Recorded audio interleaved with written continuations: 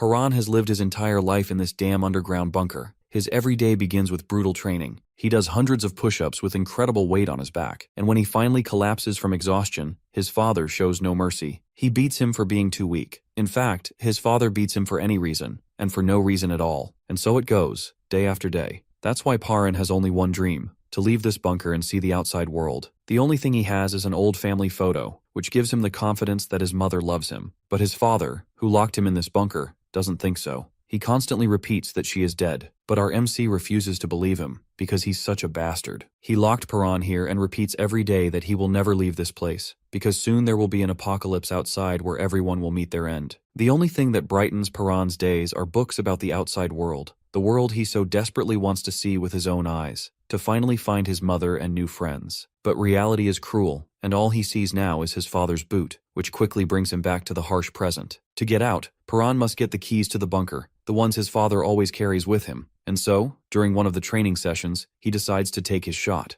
Paran's father turns back to leave, saying that's all for today. Our boy finds it an opportunity and grabs a piece of mirror to attack. He rushes forward and claims it's the moment he was waiting for. He'll kill his father and escape the bunker. He jumps, intending to kill, but it appears that he has made a fatal mistake. He failed to realize that his father would never let his guard down. Paran's father creeps toward him and he leaps forward to attack, but his fist hits only air as his dad swerves away. His father kicks him hard. Blood spills from the protagonist's mouth as his vision fades to black. In D1, our boy cries out, waking up in his dark cell. His dad enters, praises his effort, and reminds him of the rule: no weapons, only bare hands. Because he broke the rule, his father says he'll have double training tomorrow. He locks the cell and tells him to sleep. When the power cuts out and everything grows quiet, Paran listens carefully. He realizes two things. When his dad says it's bedtime, it's actually morning above, and the world outside is still normal. The whole apocalypse story is a lie his father uses to keep him trapped. The protagonist swears he'll escape. He looks at a family photo and decides to find his mother, even though his father insists she's dead. Now he's certain that's a lie too. She must be alive. Our boy promises himself he'll see her again. Somewhere else, his father answers a phone call, telling the caller not to contact him unless it's a true emergency. After listening for a moment, he ends the call with a cold wish for survival. Back in the cell, Paran is asleep,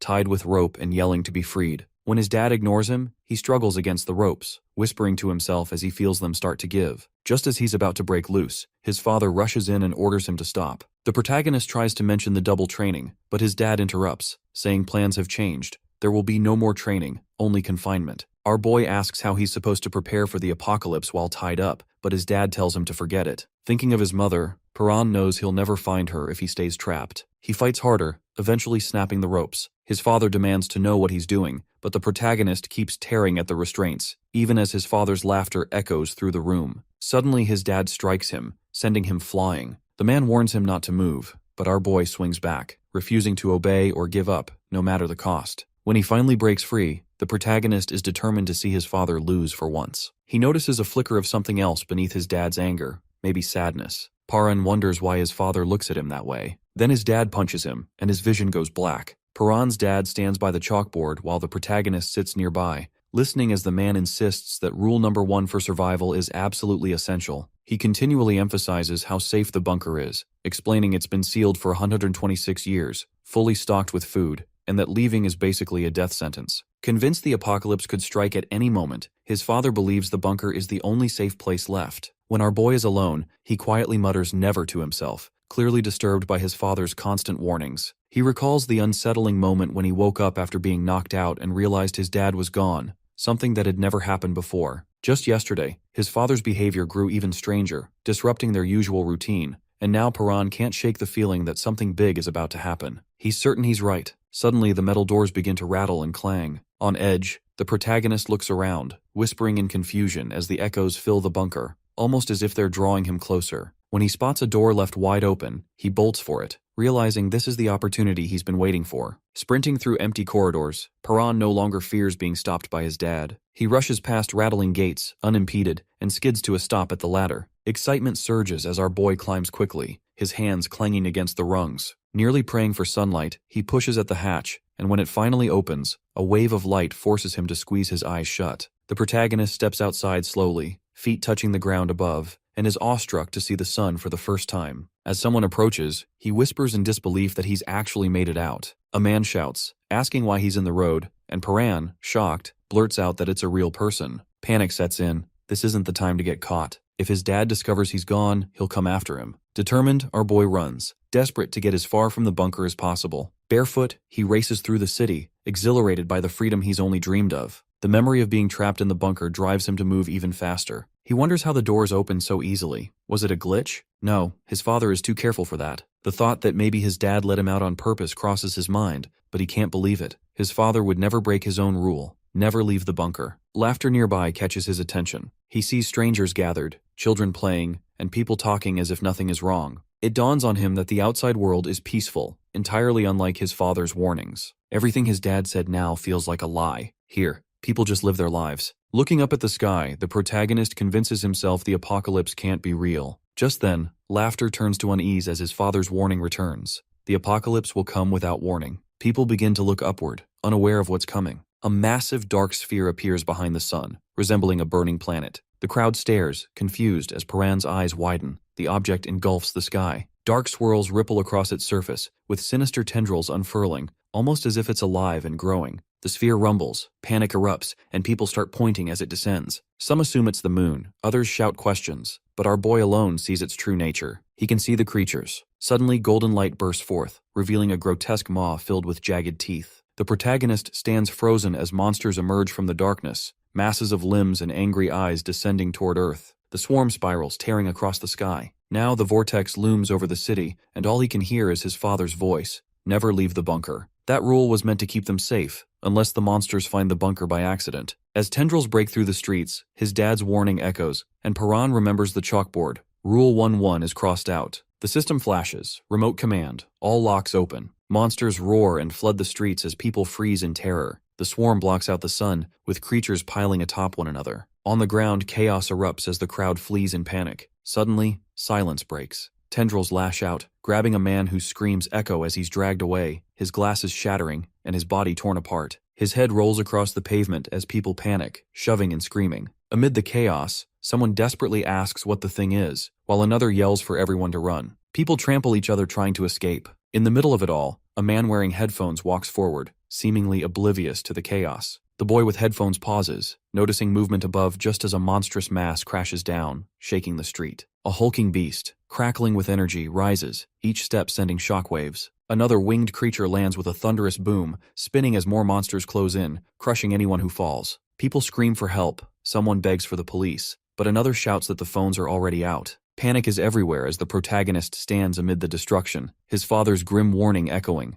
When the apocalypse comes, the world drowns in blood, screams, and ashes. Bodies are strewn across the ruined plaza as our boy stares in shock, a giant dark vortex looming over the city. A timestamp flashes D1. People scream as the devastation continues. D1 becomes D0. The apocalypse isn't approaching, it's already here. The ground splits open, buildings collapse, and monsters flood the streets. The final words make it clear. The apocalypse was already underway. A spiral of monsters towers over the city as Paran lands on the road. He realizes his dad was right about the apocalypse. It's real. Lifting his head, the protagonist understands that if the warning was true, then losing his mom must be true as well. He clenches his teeth, accepting that she's gone. Explosions erupt, footsteps thunder, and crowds scatter in panic. The swarm of monsters charges down the streets, roaring and sending people fleeing. As the creatures approach, someone grabs Paran's arm and pulls him away. His dad drags him through the chaos while monsters tear through the crowd. The man shouts not to stop as survivors dash for safety. One man is pulled down and devoured, but our boy keeps running, rounding a corner with the horde close behind. His father warns of more monsters ahead, pulls him along, and they leap over a barrier. The street is packed with people trying to escape.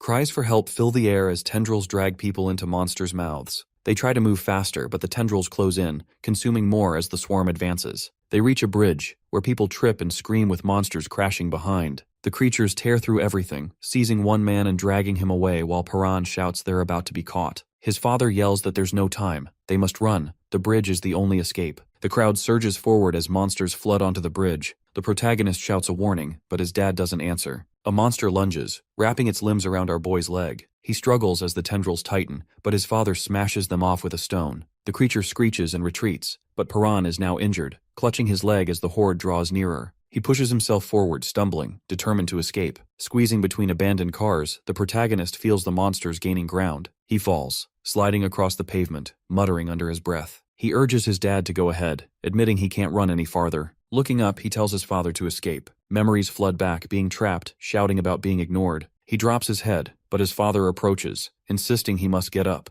Our boy protests, asking why he should keep running, convinced there's no way out. His dad insists he knows Paran can make it. Shaking his head, the protagonist hesitates, but his father grabs his hand and pulls him to his feet. He tells him to run. Paran protests, wanting to know the plan, but his dad presses something into his hand and urges him to go. There's no time. He has to leave the bridge. The boy nods and limps away, weaving through the cars. Looking back, he sees the bridge shuddering, cables snapping, and the whole structure collapsing into the chasm, swallowed by dust and debris. He stops at the edge, whispering and calling out for his father. The protagonist stands there, staring at the wrecked city, unable to find the words to process what just happened. Looking down at his pendant, a memory surfaces. His dad once told him he could survive, that he knew how. Now, Paran wonders if this was all part of the plan from the beginning. He quietly asks himself why, questioning the timing and realizing he's actually made it this far. Uncertain about what to do next, our boy remembers dreaming of sunlight and freedom while trapped in the bunker. But now, as light flares in his hand, he feels emptier than ever. A memory of his mother's face flashes through his mind as he whispers why again,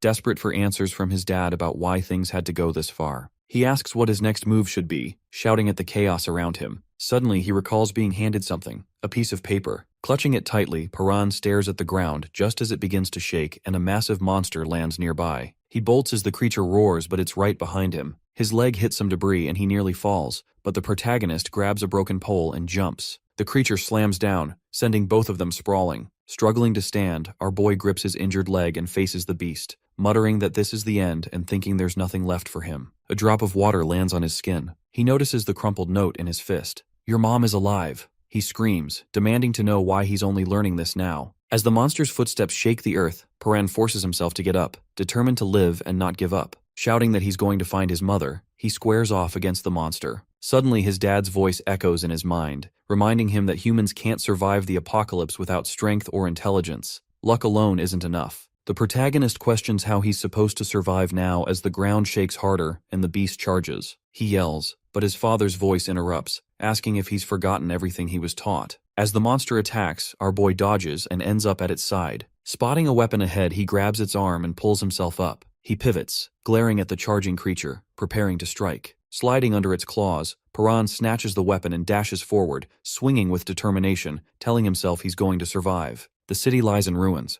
Monsters roam freely. One descends a tower while another moves through the rubble. Streets and buildings are broken and eerily quiet. When night falls, survivors shelter in the debris. One man wipes his face and grumbles that it's been 4 days. Another, frustrated, complains about the missing police and wonders what they're doing. A girl remarks that their hideout is fortunate but admits the food is gone. No one knows where to go next. Before she can continue, a man interrupts, asking her to stop because she's making everyone uncomfortable. Confused, the girl insists she isn't speaking loudly. The protagonist glances at the body behind her and clarifies that's not what he meant. Muttering about losing his mind, he's approached by a young girl who asks if he's checked everywhere. He replies that he has, but there's nothing left, and they'll need something if they want to survive. She recalls a place they haven't tried and decides to check it herself. As she heads out, our boy thanks her, admitting she's the only one who helps. She dismisses the compliment and disappears into the rubble. She finds 2 men and asks if they've seen any food. Instead, they begin eating from a hidden stash. She reminds them they were supposed to share, but one shrugs, claiming there was never an agreement. She points out they ate from the shared supply yesterday, but they feign ignorance. When she threatens to report them, they block her path and warn her not to try. She stands her ground. The bald man laughs, saying she can't escape,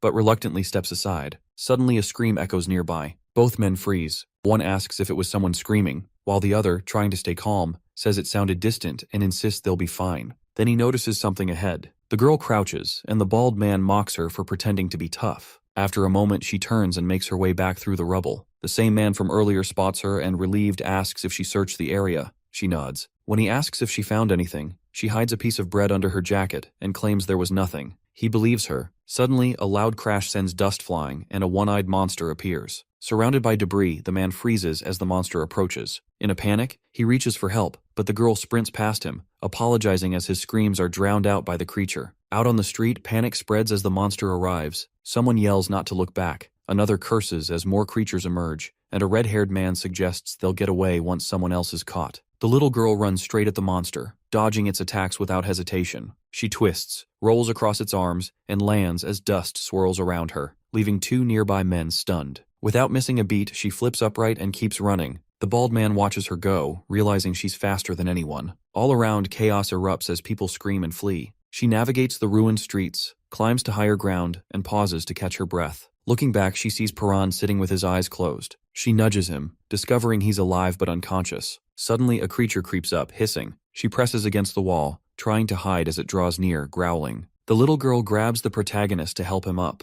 The monster looms over them, and now it's just the two of them facing the threat. The rubble settles, and a little girl tries to catch her breath. She turns around to find Perrin lying on her lap. He starts shaking, anxious to know who she is and what she's doing. She stammers, while the protagonist silently vows never to drop his guard again. She tries to explain that she only covered him to keep the monsters from seeing him, but her words are drowned out by his father's warnings about people who only use others and toss them aside. Our boy reminds himself not to trust anyone, even as his stomach growls, since he hasn't eaten since leaving the bunker. Weak and barely able to stand, he asks about food. She claims she doesn't have any, but a piece of bread slips out of her pocket, catching his attention. She tries to dismiss it, but Paran calls her a liar and considers taking it. In the end, she tears the bread in half and gives him a piece. He hesitates, unsure why she would share, and she tells him he now owes her 5 times as much food in return. He agrees. After eating, the protagonist gets up to leave, but she chases after him, warning that monsters are still nearby. He stops when he realizes she knows the area well, and she admits she's lived there her whole life. Our boy studies her, weighing whether to trust her, but she insists she knows the place. He asks if she can lead him to the subway station. She sighs,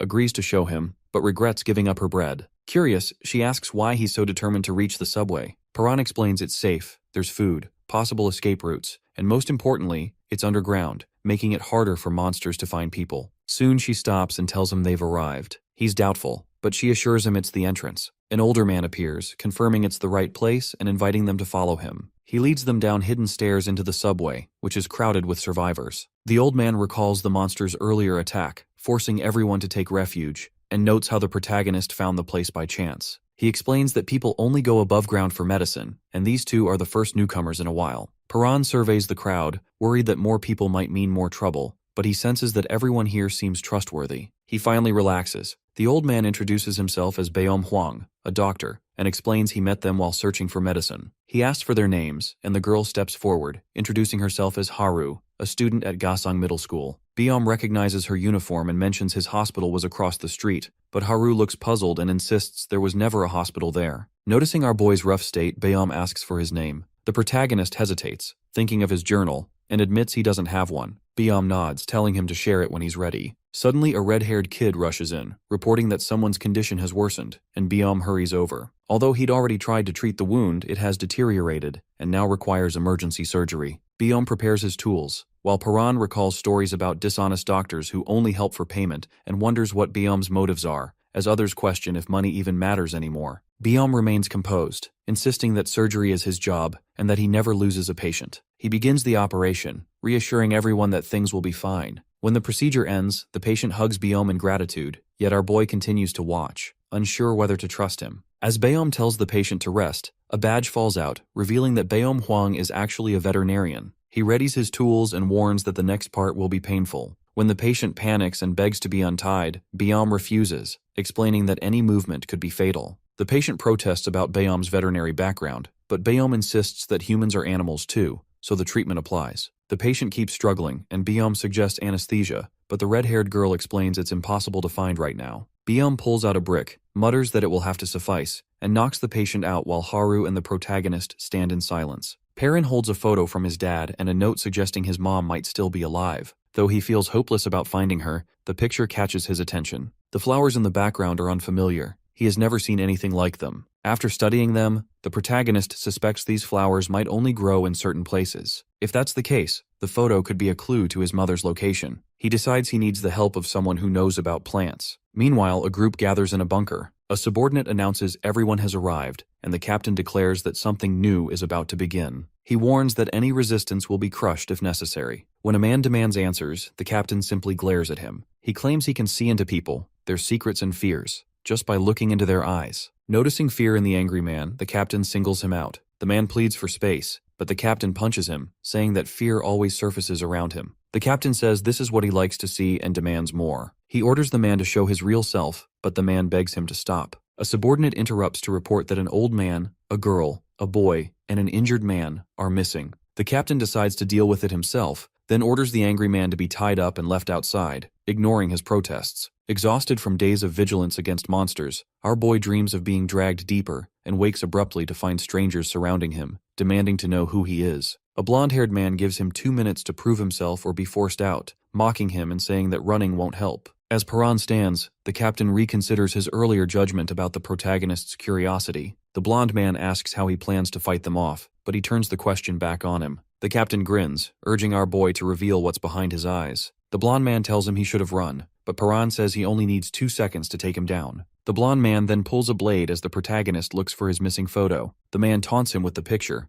saying he found nothing else of value. Our boy threatens to kill him if the photo is damaged. The captain seizes it and threatens to tear it up while Paran is beaten and questioned about why a piece of paper matters so much. The captain announces the protagonist isn't being expelled. He saw something different in his eyes, a deeper darkness, so he instructs the man to watch over him and to never let the picture out of sight. The man admits Paran unsettles him, but holding the photo seems to keep our boy powerless. Haru checks if the protagonist is okay, but he lashes out, pushing her away. She asks why he's taking it out on her, saying she only wanted to help. He insists he doesn't need help and tells her to back off. She shouts her name, Haru, telling him to remember it, but he dismisses her. Bayom asks Haru what's wrong. She says Paran is impossible, and Bayom agrees something is off. Our boy remembers his dad's warning to never trust help. Watching the man with his photo, he considers snatching it back but decides against risking the only thing he has left from the bunker. He waits for a better chance. The captain gathers everyone and gives them 2 options: follow him or be thrown out, using the tied-up man as an example of what happens to those who refuse. He explains the captive tried to cause trouble and is being expelled, warning that his word is law. For most, siding with him seems like the only way to survive. Bayom, however, says he's too old to comply. If he follows the captain, he'll let his patience down, so he chooses to remain independent. The captain pressures Haru to decide, but she points out she isn't the only one refusing. Paran, Haru, Bayom, and a few others stand together, openly defying the captain. A red-haired girl jolts awake, grumpy and shouting about why no one bothered to wake her up. She curses, insisting she never wanted to be here anyway. As panic sets in, she claims everyone is doomed, targeted, and about to be tortured.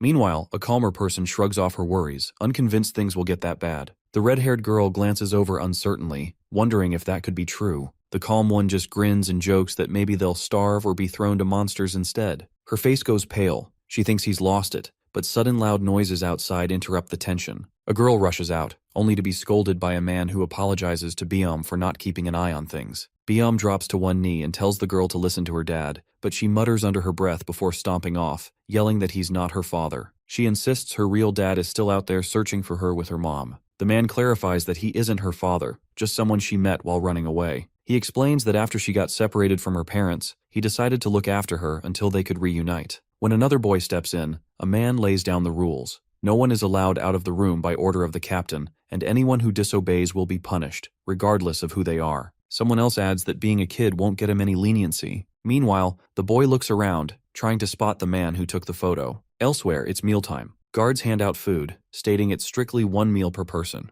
The red-haired girl protests, complaining that their portions are much smaller than everyone else's. The guard repeats that it's the captain's order and insists they don't need much since they're stuck inside. The girl's hands shake with anger, and someone nearby tenses, sensing trouble. Simeon mentions he hasn't seen Chicken Comb. Whispers spread. Everyone knows Chicken Comb is the captain's right-hand man, notorious for breaking rules, wandering where he pleases, and frightening people with his strength. He's the type who smiles while beating someone up. Chicken Comb strolls by just as the little girl trips and spills her food on his vest. He gives her a dark grin, warns that annoying him leads to regret, and tells her to come with him. People whisper, convinced he's capable of hurting a child without hesitation. The girl trembles as he growls that running around is dangerous and orders her to follow, but it's clear he's heading for the group. Someone calls out in surprise. Chicken Comb turns to the guard and asks for a favor, give the girl another meal. The guard hesitates, reminding him about the 1 meal rule, but Chicken Comb towers over him and demands the guard's own meal. He hands it to the girl. The guard is confused, suspecting Chicken Comb has something cruel in mind,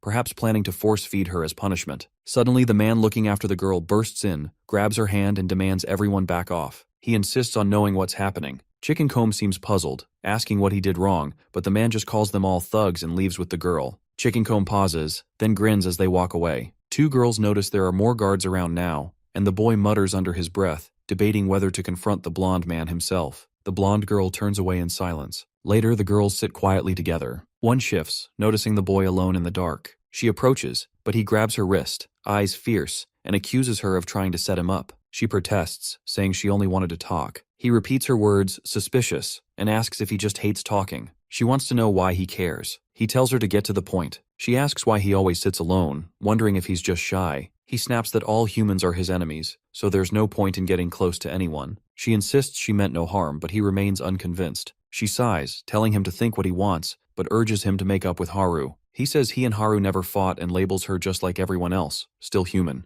The girl explains that Haru cries herself to sleep every night and seems burdened by something. She thinks a friend her age might help, but the boy dismisses it as pathetic. He argues that sadness is weakness, and survival should be the priority. She hesitates, then asks if he's ever lost someone he loved. He says no, claiming it will never happen. He has no one to lose and nothing to be sad about. She suggests that sounds lonely, but he insists he's fine. She tells him that if he ever dies, she will feel sad for him. He rolls his eyes, calling it ridiculous, and promises he won't be sad if she dies. She laughs, coughs, apologizes for talking too long, wishes him good night, and leaves. Nearby, the red-haired girl wakes up again, groaning about never being able to get any sleep. Perrin heads into this underground shelter, and there's this blonde guy who steals his picture. It's basically the only thing that could help him find his mom. Suddenly, gunshots ring out, and the thief starts messing with our boy, saying it's punishment for trying to escape. But Perrin just stares back, totally unafraid, telling him to drop the photo and just fight instead. The blonde one starts shaking, realizing the only thing our protagonist cares about is that picture, not even his own safety. He rants about how Perrin probably needs another beating, clutching the photo like it's gold. Our boy thinks about his dad's old line that people are all born bad, but he also remembers little moments of kindness he's seen. Then the girl from earlier rushes in, looking shocked, while Biom checks him over, insisting he has to clean up his wounds. Perrin's not into getting patched up, but he takes some food that she saved for him. Just as he's about to thank her, she starts coughing really hard. Biom says she needs medicine, but they're all out. He warns things will get even worse without it, but she stubbornly refuses to let anyone risk themselves for her, even as the coughs rack her. Our protagonist gets anxious and asks what happens if there's no medicine. Biom doesn't answer right away, but before he can, thugs show up. Meanwhile, the one with the photo is grumbling about the captain wanting him to show it off, wishing he could just kill Perrin and be done with it. Then Biom gets ordered to help some outsiders right away. He refuses, saying he's got someone critical to take care of, and the thug starts questioning whose side he's on. The girl, weak as she is, says she'll go upstairs for medicine herself, but Biom won't let her, warning she wouldn't make it. He steps up and says he'll go with her, but then the thug just stabs her, making some twisted joke about how easy it could have been to help.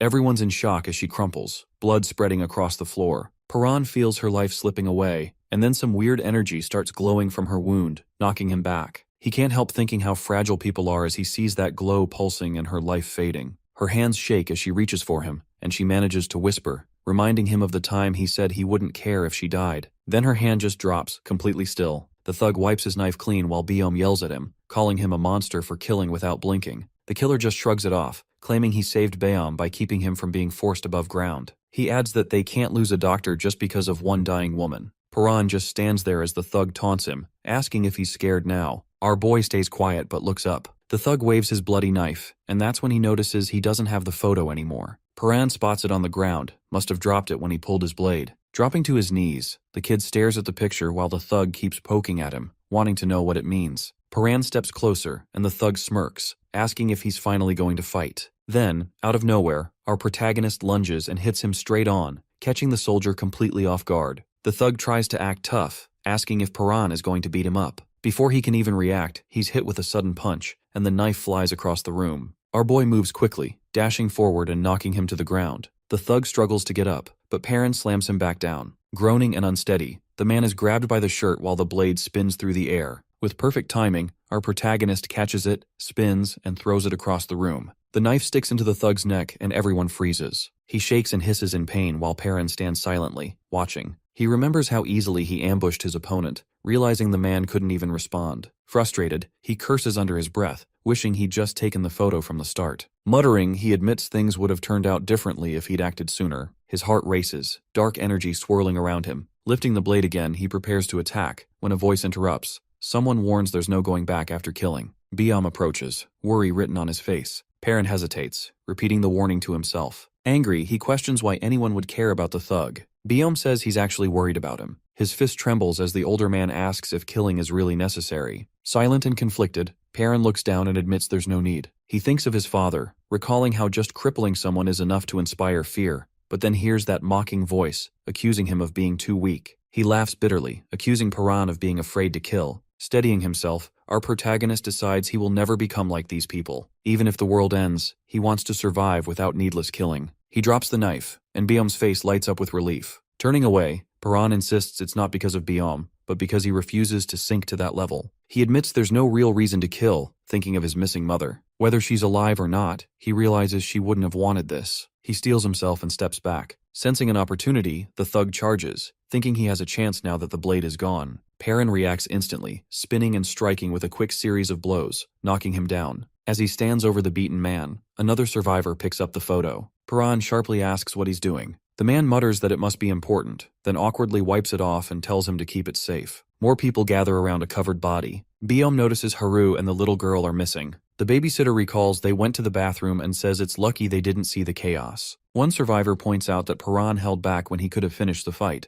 but our boy shrugs and says something of his was taken hostage. The man scoffs, calling it scrap paper, but Perrin's glare hardens as he insists it matters. The room falls silent as he raises a question. Holding up the photo, he explains he wants to know where the flower in the picture grows. People look at it but admit they've never seen it before. The red-haired girl asks if he knows where the photo was taken, and he says that's why he's asking. The babysitter comments it'd be easier if the internet still worked, but now all they have is that single clue. Biom asks why it matters, and Perrin bluntly says he plans to go there. Whispers ripple with worry, and Biom warns it's impossible to survive above ground with monsters around, but our protagonist is determined. He'll survive and find his mom. In the shadows, the captain mutters that since orders were ignored, things will only get worse. Suddenly, a beast crashes down, sending rubble flying. The scene shifts to an empty subway entrance marked with Zone B and exit signs, standing abandoned. Someone finally cheers because there's enough heat to cook real food. One guy tells another to fan the fire, but he just shrugs, saying he's busy. Footsteps echo as the little girl bursts in, annoyed, demanding to know why no one flushes. Haru explains the toilets don't work anymore. A man arrives, impatient that they're taking so long, and says he needs to send them back. Harry watches him fidget, just wanting to survive like everyone else. By the fire, two men are cooking. One makes a sly comment about the earlier argument and sneakily drops something into the pot. The other notices and questions him, but is told to just keep stirring. He's unsure if he really saw anything. Suddenly, the pot explodes with a violent splash, startling both of them. Rocks crash down as the ceiling splits open and a massive tree-like creature bursts through. Its huge mouth looms over the men, leaving them frozen in fear. The captain spots the blonde thug's body on the floor. He mutters to himself, thinking he was right. There are people like this everywhere. Memories rush back, reflections of how some are just monsters in disguise, and now real monsters walk among them. Behind him, strange creatures begin to swarm in. Someone yells for him to be careful, warning that the boy is stronger than they thought. The captain ignores it and gets knocked back. Perrin stands his ground, eyes sharp. The leader gets up, calls everyone else weak, and locks eyes with our boy. He says he doesn't need advice from weaklings. What he wants is Perrin. He tells him to wipe off that smug look and promises to show who's in charge. Charging forward, he wonders if he'll finally see what's inside this kid. They stare at each other, tension rising, but darkness begins to close in. Within it, something moves. The captain's eyes widen as he realizes it isn't him looking into Perrin, but Perrin looking into him. The darkness twists, teeth snap shut, and suddenly he understands. He's the one being watched. Panicked, the captain collapses, flailing and shouting. His crew rushes over, calling his name, but he's unresponsive. Our protagonist stands there, eyes glowing, while silence grips the room. The captain gulps, realizing he almost got consumed. Everyone trembles and someone whispers that he actually looks scared. Suddenly a man screams, grabbing his face and begging for help. Blood pours down as he thrashes, shouting that he can't see. Horrified, people murmur as the man stumbles, covered in blood, insisting he was just asleep. He says his head is pounding, something spreading inside. Grabbing his skull, he stumbles down the hall, muttering about the pain while everyone watches, terrified, and wondering if he's turning into a monster. He claws at his head until something bursts out. He screams as black tendrils rip free, twisting his body. His glasses crack, his head jerks around, and the survivors scream as tentacles lash out, stabbing people. The captain grabs him, pulls him away, and smashes through the creature with brute force.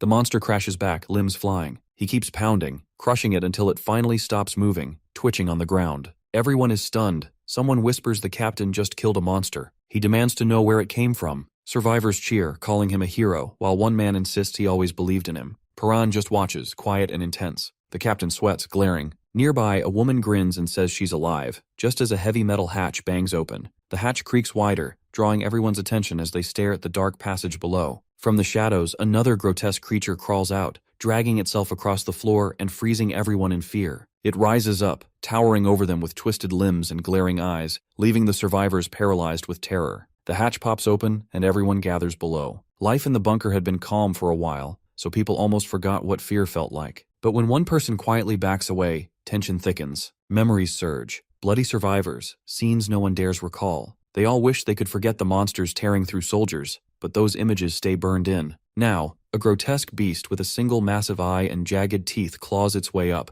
reminding them why forgetting was never an option. The creature stomps in and panic erupts, screams, shoving, bodies crushed in the stampede. The captain shouts at everyone to fight back, his voice slicing through the chaos. Faces turn, torn between fleeing and standing their ground. Grabbing an axe, he declares this time will be different. There's only one monster, so if they stick together, they can win. Some remember he once defeated one of these things and begin to agree. There's nowhere left to run anyway. A rally builds. For the first time since everything began, they gather their courage and ask what to do next. But then blood drips from the captain's nose. His expression goes vacant. The crowd shifts uneasily as someone tries to reach him. He staggers forward. Then black tendrils tear free from his mouth and chest, twisting his body before their eyes. Gasps spread. The people recall he supposedly killed the monster earlier, but a woman cries out the truth. It's regenerating. Horror sets in. These things don't die. Now overtaken by tendrils, the captain smashes through walls, destruction exploding outward. Debris rains, blood splatters, people are torn apart. A girl shrieks as a beast grabs her, crushing others mid-scream. The creature lifts victims, squeezing until blood sprays, bodies piling into a grisly mound. The hallway becomes a slaughterhouse. Someone begs for help. Another shouts it's the end, convinced monsters will flood in any second. Biome seizes the babysitter, who panics because the little girl is still outside. He warns that if monsters broke through the station, she's likely gone. The realization crushes him. He collapses, reaching out in despair, while another survivor turns and walks away. Through the chaos, Paran sprints down the hall, eyes blazing. Biome Huang calls out as the others waver, some frozen, others chasing after him. Our boy pushes ahead. At the door, survivors see Biome lift a hand to halt him. Perrin steps forward, gaze sharp and glowing, raises his hand, and points straight ahead. Silence falls like a weight over the room. Inside, a body lies in a pool of blood near the sliding doors, while 3 kids huddle together in the room. One of them trembles, whispering how scared she is. Haru presses a finger to her lips, urging everyone to stay quiet and warning that any noise will get them caught. The youngest sniffles, terrified. Haru quietly apologizes, admitting she can't protect anyone right now. She explains that the chaos gave them a place to hide, but if anyone finds them, it's over. The little one grabs her sleeve, and for a moment Haru looks surprised, but then she meets Paran's eyes, lets the girl hold on, and tells her softly to stay close. Nearby, an injured man stares at the dead body, terrified, asking what they should do. Haru says they need to run. He panics, insisting there's nowhere to go, but she stammers that surviving is all that matters. Gathering her resolve, Haru says they can't just sit and wait to die. She's determined to make it. Seeing that resolve, the man mutters, she must have a strong reason to live. Suddenly, everyone freezes as a monster with a glowing red eye appears in the doorway. He panics, shouting for them to run, while the blonde clings tightly as the beast advances. The man rushes forward, slamming into the creature and locking on, telling the others to escape since he has nothing left to live for, but wants them to survive. Haru seizes the little girl and runs, her shout echoing back while the man keeps fighting, urging them not to forget his sacrifice. Out of nowhere, flames erupt as more survivors rush in, stabbing and smashing another monster. The blonde stops in shock as a woman drives her knife again and again into the creature, but it starts knitting itself back together. Someone screams it's regenerating. The woman curses and retreats, convinced they can't win, while Paran steps forward, silent. Others panic, demanding to know what he's doing, warning that fighting only gets people killed. Despite them, our boy charges in. The woman realizes he actually intends to fight, thinking he must have a death wish since even the captain couldn't beat one. The monster screeches and lunges, but Paran ducks low, seizes it, and yanks hard. Bones crack. He flips forward, leaps high, and lands crouched. Everyone stares in disbelief as he tears through the monster's tendrils with his bare hands. The beast thrashes, but our protagonist stays calm, ripping it apart piece by piece. Biome and the woman watch, stunned. She mutters it doesn't matter, since even the captain killed one before, but more horrors crawl from the shadows, roaring. Still, Paran stands firm, unfazed, locking eyes with them. As they charge, he bolts forward and smashes a giant one in the mouth with devastating force. Another lunges, but he springs up, slams down, grabs it, and rips it apart. Tendrils snap and scatter under his blows. Biome and the woman are sure he's finished, but Paran emerges untouched, surrounded by writhing limbs. Biome mutters in awe that the boy is still alive, and the woman can't even speak. Despite the monsters regenerating again and again, everyone watches as our boy holds his ground. He takes a deep breath, his father's words echoing.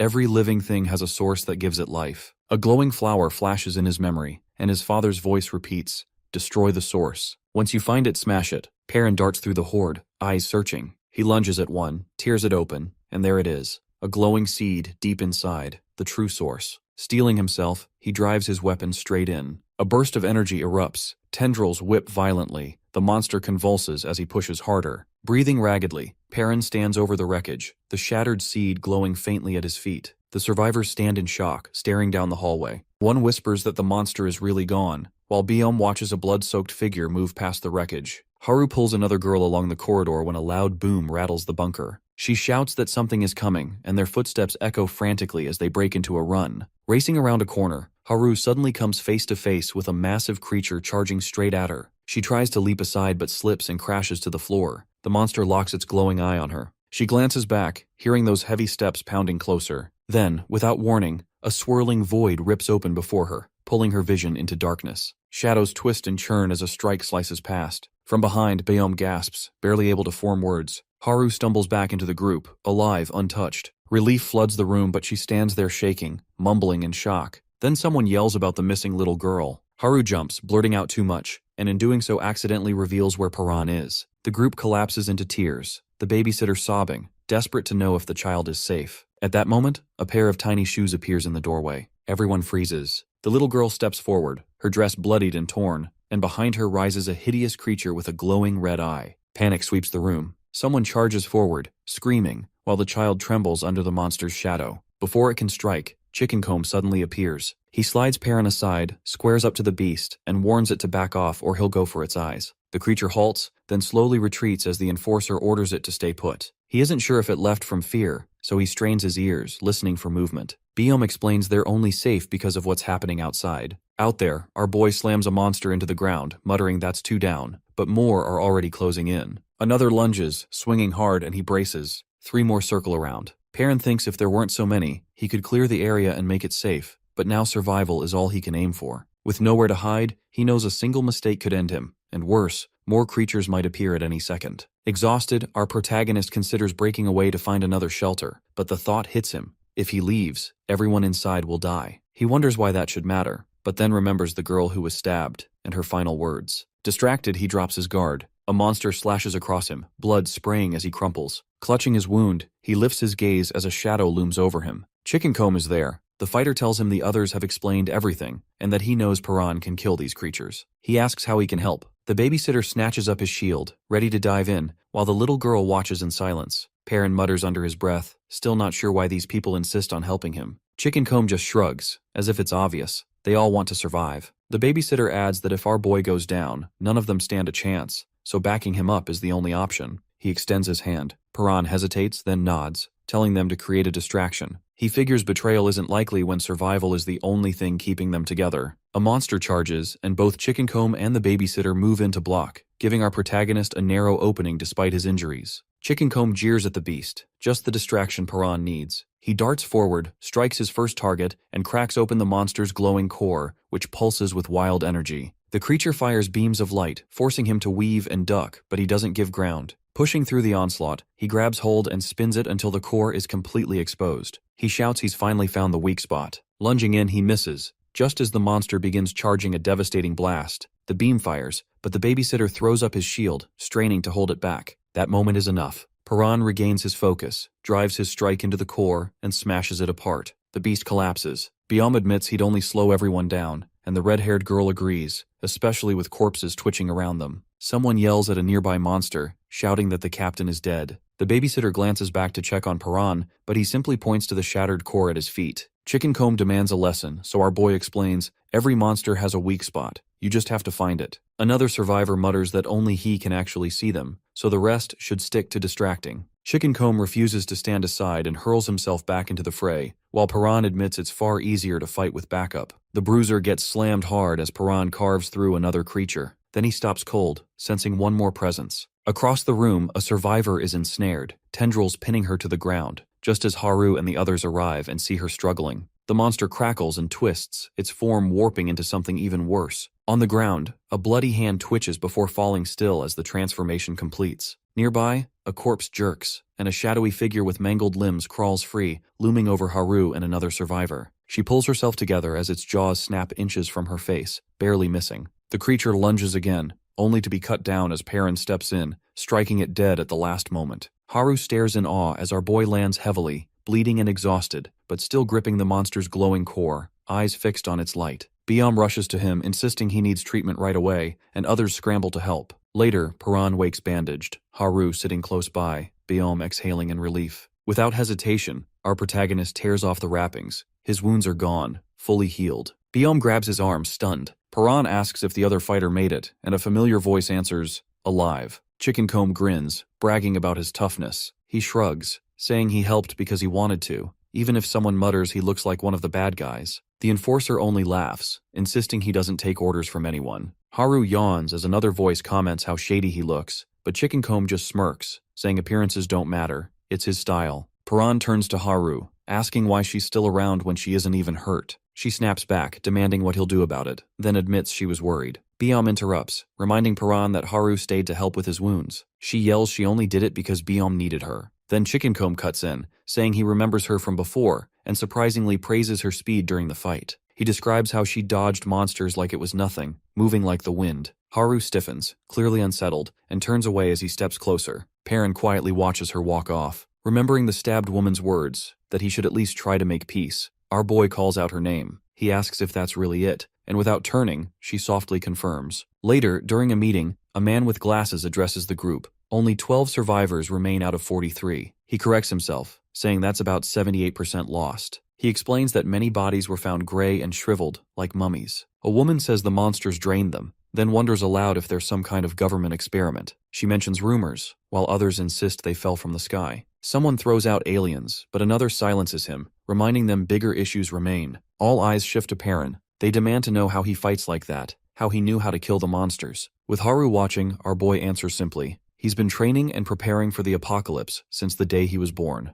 Perrin holds up the photo, saying it's the only thing he took from the bunker, but the woman stays skeptical. She thinks he could be lying and demands more proof, doubting his story about living underground and knowing the apocalypse was coming. To her, one photo isn't enough. Still, she admits he's a skilled fighter, and the others start leaning toward believing in his strength. Suddenly, a survivor lunges at him, but our boy dodges effortlessly. The attacker panics, apologizes, and quickly claims he now believes the bunker story. Biom steps in, saying he's convinced too, especially after treating all of Perrin's scars. Thinking back on everything the kid has endured, Biom points out that no one their age could have survived so much. That makes Haru curious, so she asks about the scars. Perrin explains he earned them every time he tried to escape the bunker, calling them proof he never gave up. He says he doesn't see them as painful memories. Another man asks why he didn't warn people about the apocalypse. Our protagonist recalls something his dad once said, admitting he believed his father never planned to warn anyone. He confesses he doesn't exactly trust people, but adds the group has helped him, and now he's starting to question whether all humans are as bad as his father claimed. A survivor tells him he's important because he's the only one who knows how to kill the monsters.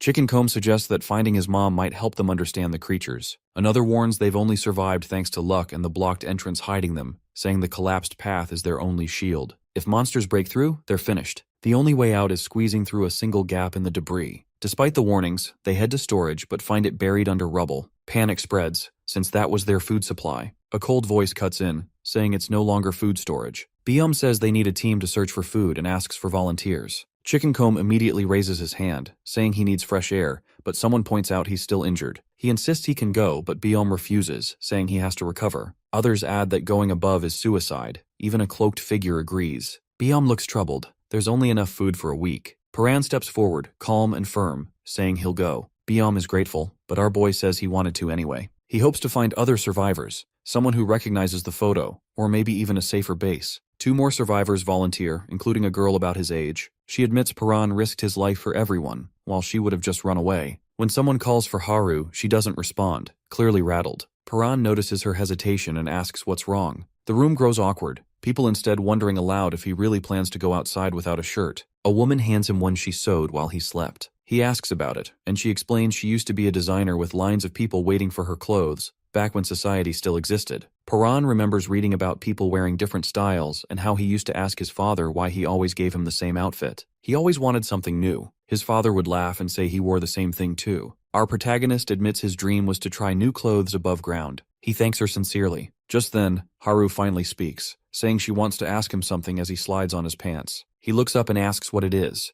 Haru stands frozen in front of Paran while the other survivors whisper among themselves, hardly believing what they're seeing. Flustered, she suddenly yells at him, calls him a pervert, and swings. Our boy dodges, baffled, and tries to ask why she's attacking, but Haru slips mid-swing and crashes to the ground. She refuses to get up, just lying there. Paran, still clueless, approaches until someone in the group mutters something about a scar, making her lower her head. He tells her to stand, but Haru snaps back, demanding he put on clothes first. He sighs, agrees, gets dressed, and then wonders aloud how the monsters even appeared. The survivors speculate that the fire may have drawn them in, noticing traces of cooking. The red-haired girl excitedly snatches a lighter, but Paran quickly warns that fire attracts monsters. She freezes, panic spreading as the group realizes what that means. Haru stares at the lighter until the girl nervously hands it over and she grips it tight, backing away. A boy suddenly recognizes Haru, calling her the track star from Gasong Middle School, saying he spotted her scar right away. He claims it looks cool, though Haru privately feels otherwise. To her, the scar is nothing but proof of fear and cowardice, never something to admire. Her mind drifts back to classmates laughing, to how she always felt weak. Flashback.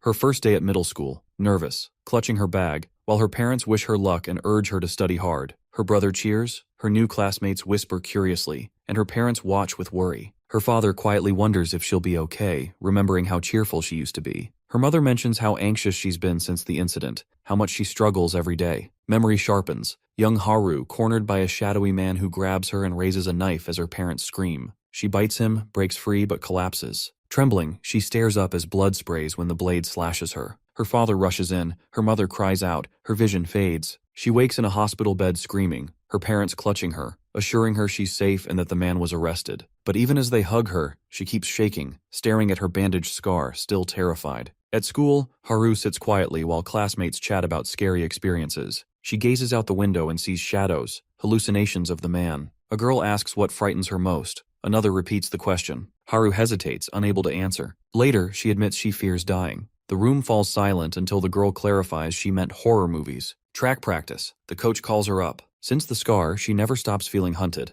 always sensing someone right behind her. At the signal, she runs, each step haunted by memory, fear driving her legs. She stumbles but pushes on. She sees herself as a coward, but then the coach calls out. She's broken another record. Teammates cheer. The coach praises her, saying she could be a star, amazed she's been breaking records after only 2 years. Reporters gather to meet the girl with the scar. Nervous, Haru greets them. They ask for a photo, encourage her. One even calls himself a fan and puts a hand on her shoulder. She flinches. He pulls back, scoffing, calling her weird, insisting he meant no harm. The coach tries to defend her, but the man mutters, she's just jumpy, a nervous wreck. Haru says nothing. Dinner that night. Her father scrolls on his phone, earning a scolding from her mother. He laughs, apologizes, and asks about the reporter. Her brother marvels at her speed. Her father says he can't wait to see her on TV. He admits her running talent blossomed after the incident. Haru realizes each time she runs, the memories return. It's ironic. She started running to stop being a coward, but nothing really changed. She grabs her uniform and heads out. Her father reassures her that fear doesn't make her abnormal. She protests, believing her fear makes her unworthy. He hugs her, insists she doesn't need to hide,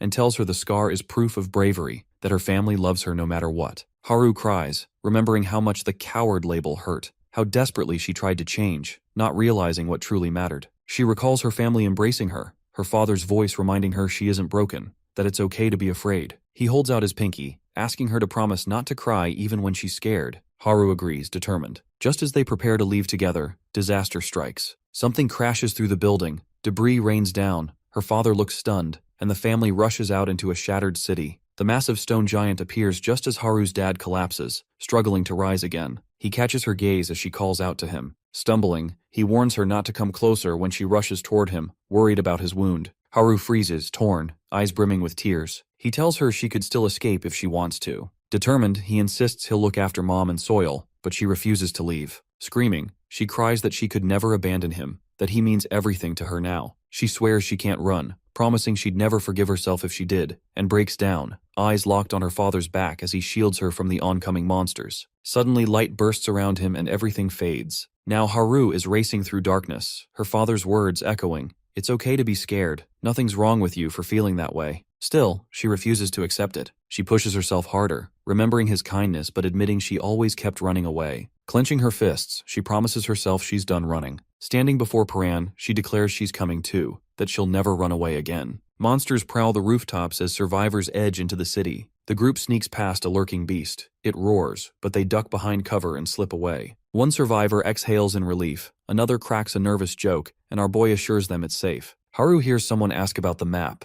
Paran holds up a piece of paper, and she watches him explain they need to make one. When she repeats his words, his tone hardens. A map is as vital as food. Haru offers to help since she knows the area, but falters, realizing the city is unrecognizable now. They gather supplies, but far less than expected. Perrin points out most of the food has spoiled. A bespectacled survivor suggests eating the perishables first. Haru hesitates, saying they should wait until they're back at base, but the other insists the food will rot soon, and they risked their lives getting it. Better to eat now. Another argues that people are waiting back at base, but our protagonist tries a piece and says it's good. He remarks that bunker meals were just bland nutrients, and this tastes incredible by comparison. Haru teases him for not even knowing what bread was before, and he scowls. He hands her some food, reminding her of their earlier deal, saying now they're even. Paran warns everyone they must stay hidden or risk being forced to fight. He can handle monsters, but noise will draw a horde. Silence is survival. Suddenly, he halts as a creature drops down between the towers above. His voice sharpens. They must not let the monsters discover them. Paran warns everyone not to let the monsters catch on. Haru and the others freeze. He tells them that if they're discovered, their only chance is to split up and run.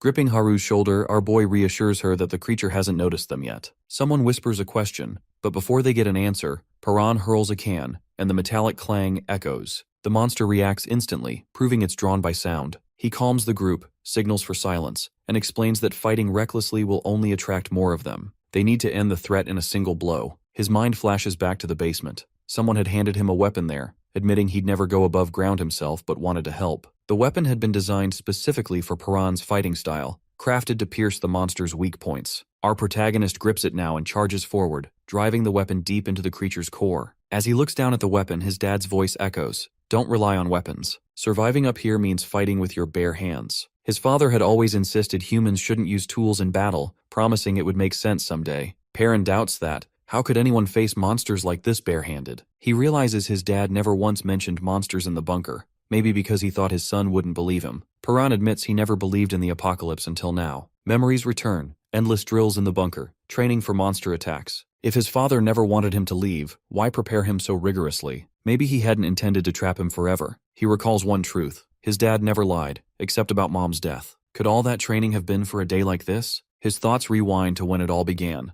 The apocalypse's first day. He remembers the locks undone, his dad opening every door. If he hadn't escaped then, the monsters would have ripped him apart. Now he wonders, why had the monsters targeted their bunker, and how had his dad known what was coming? Nearby, the bespectacled survivor kneels by the fallen monster, which curls into a ball after being struck in its core. He mutters that they couldn't break it, then tosses it to a girl, who flings it aside. Paran watches as it arcs through the air and lands near him. He picks it up, noticing strange shifting patterns across its surface. The sphere hums in his hand. Glasses guy asks what's happening, but our boy doesn't reply. He squeezes and cracks spread, fragments breaking away. His eyes flick to Haru, awake now, thinking of the time she ran off alone. She silently promises herself never to do that again, that she'll apologize to that kid when she gets the chance. Paran remembers his dad before the world soured, when he handed him a book from home, calling it the story of a hero. The boy's eyes open again, and Haru leans over him. Haru tumbles over Paran and clamps a hand over his mouth. He tries to speak, but she won't let him. Looking up at her, our boy grumbles that she's heavy and tells her to get off. Haru snaps back that she isn't, while he mutters for her to calm down and calls her a scaredy cat. She scans the city with binoculars, spotting monsters in the distance. Checking a map, Haru focuses, but Paran walks over and asks how it's going, casually calling her human, which irritates her. Later, when someone asks his name, Paran admits he hasn't had one since he was a child. Jihyun insists he needs one, and Yujin wants to pick one right away, but he just stands there, uncertain. Mumbling about getting a name, he looks unsure until Haru offers one. He declines, then thinks of his dad, lowers his head, and softly says Paran. The others react with surprise. Haru repeats the name and he nods. She asks what it means, and our protagonist explains it's from a book he read as a child. Yujin suggests everyone introduce themselves. Jihyun goes first, then Yujin, then Haru, who jokes Paran won't remember anyway. He hesitates, tries to say his new name, and then, steadier this time, introduces himself as Paran. The group echoes his name, and he repeats it again as memories swell. He sees the underground bunker and recalls dreaming of reaching the surface, meeting people, telling them his name. He always wanted to know others' names, to talk with them. In that moment, Haru, Jihyun, and Yujin smile at him. Jihyun offers a hand, asking to be friends. Paran pulls back. Blood, screams, and the apocalypse flash in his head. He withdraws, stating coldly they aren't friends.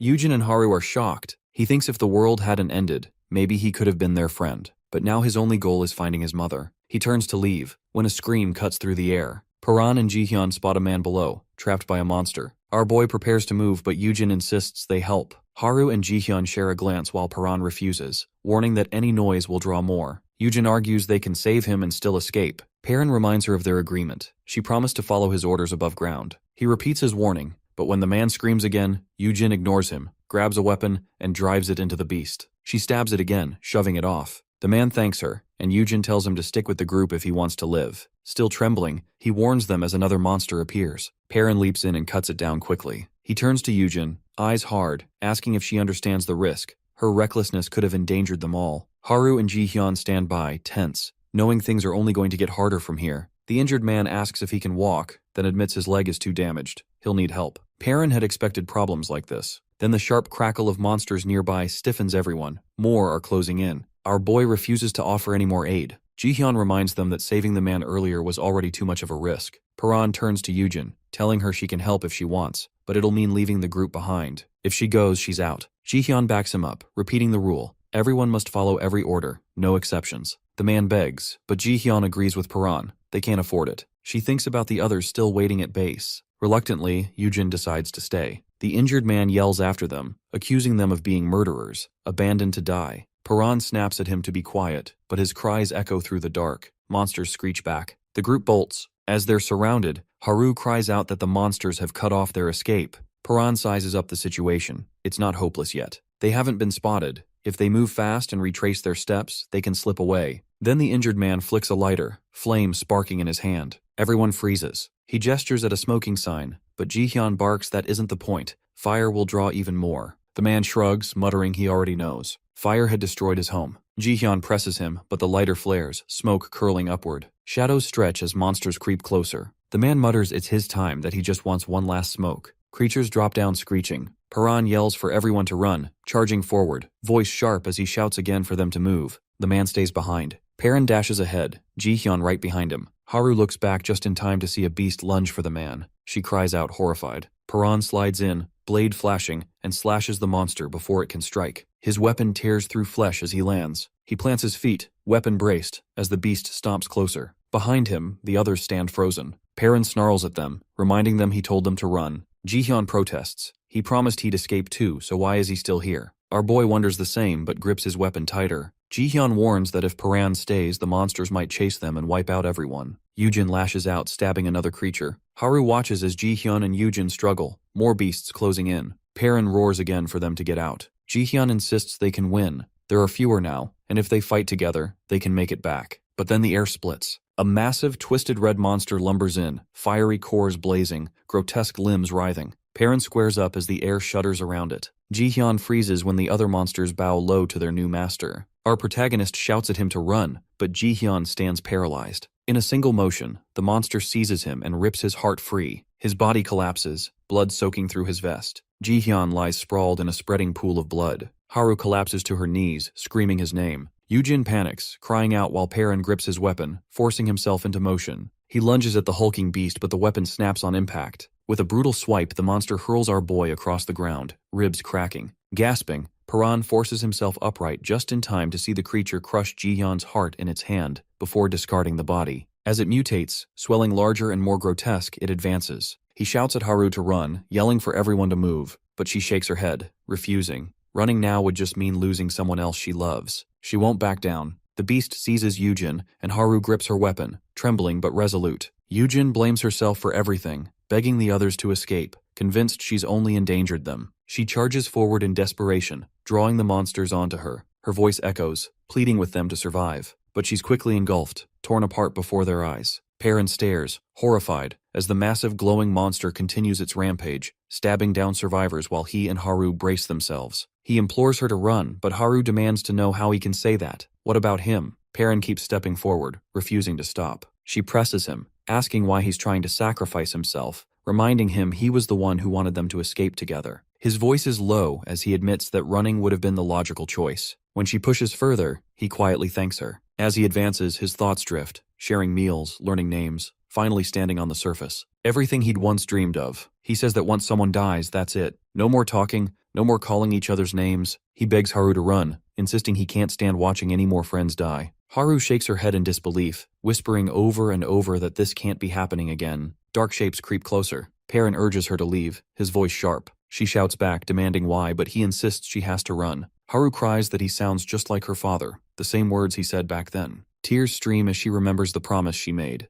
Never to run, never to abandon others. She screams that she won't save herself at the cost of everyone else again. Her father's face flickers in her mind, his voice gentle. It's okay to be afraid. Guilt twists inside her. She left him anyway. Perrin asks if she truly won't run to save herself. Then he smirks, saying he should have known. You're just too kind. Haru realizes she was wrong. She admits her mistakes, admits her dad did love her after all. In memory, he holds out his hand, asking her to promise not to cry even if she feels like a coward. She shouts her promise, their pinkies linking. Left alone, our boy turns her words over in his head. Death ends everything, and he can't bear the thought of losing anyone else. Then Haru rushes back, yelling that he's a bonehead. No one said she was going to die. She declares she's going to survive, and if they live, nothing ends. Perrin stares at her, listening as she finds petrol but stops to speak. She says that if they make it through, they'll be able to talk, call each other's names, and stay together. He listens in silence. She tells him they can still be friends. With that, she flicks a lighter, flames sparking to life. Perrin shouts her name, demanding to know what she's doing, but Haru steadies the flame, telling him not to lose hope, and reminding him they have to survive. She drops the lighter. Petrol ignites in a sudden blaze. She reflects on how she always used to run only to save herself. Now she's running to protect the people she loves. She promises to protect them all and calls back to Perrin that she'll see him at base. Monsters swarm, but Haru tears through the streets, sprinting faster, dodging strikes and vaulting debris as claws slash inches behind her. A hulking mutant lunges, but still she runs. Meanwhile, our protagonist steadies himself, eyes locked forward. Surrounded, he faces the monsters head-on, calling them out and demanding their next move. Perrin freezes as the monsters close in, and one stomps toward him, growling and demanding to know where he thinks he's going. Our protagonist calmly tells it that he's the one it should be worried about. He locks his gaze on the monster's weak points, sensing the life force within. Reaching for his weapon, the boy is caught off guard as the creature moves faster, knocking the blade away and sending him sliding backward. He realizes he can't reach the weak spot without it. At that moment, his father's voice echoes in his mind,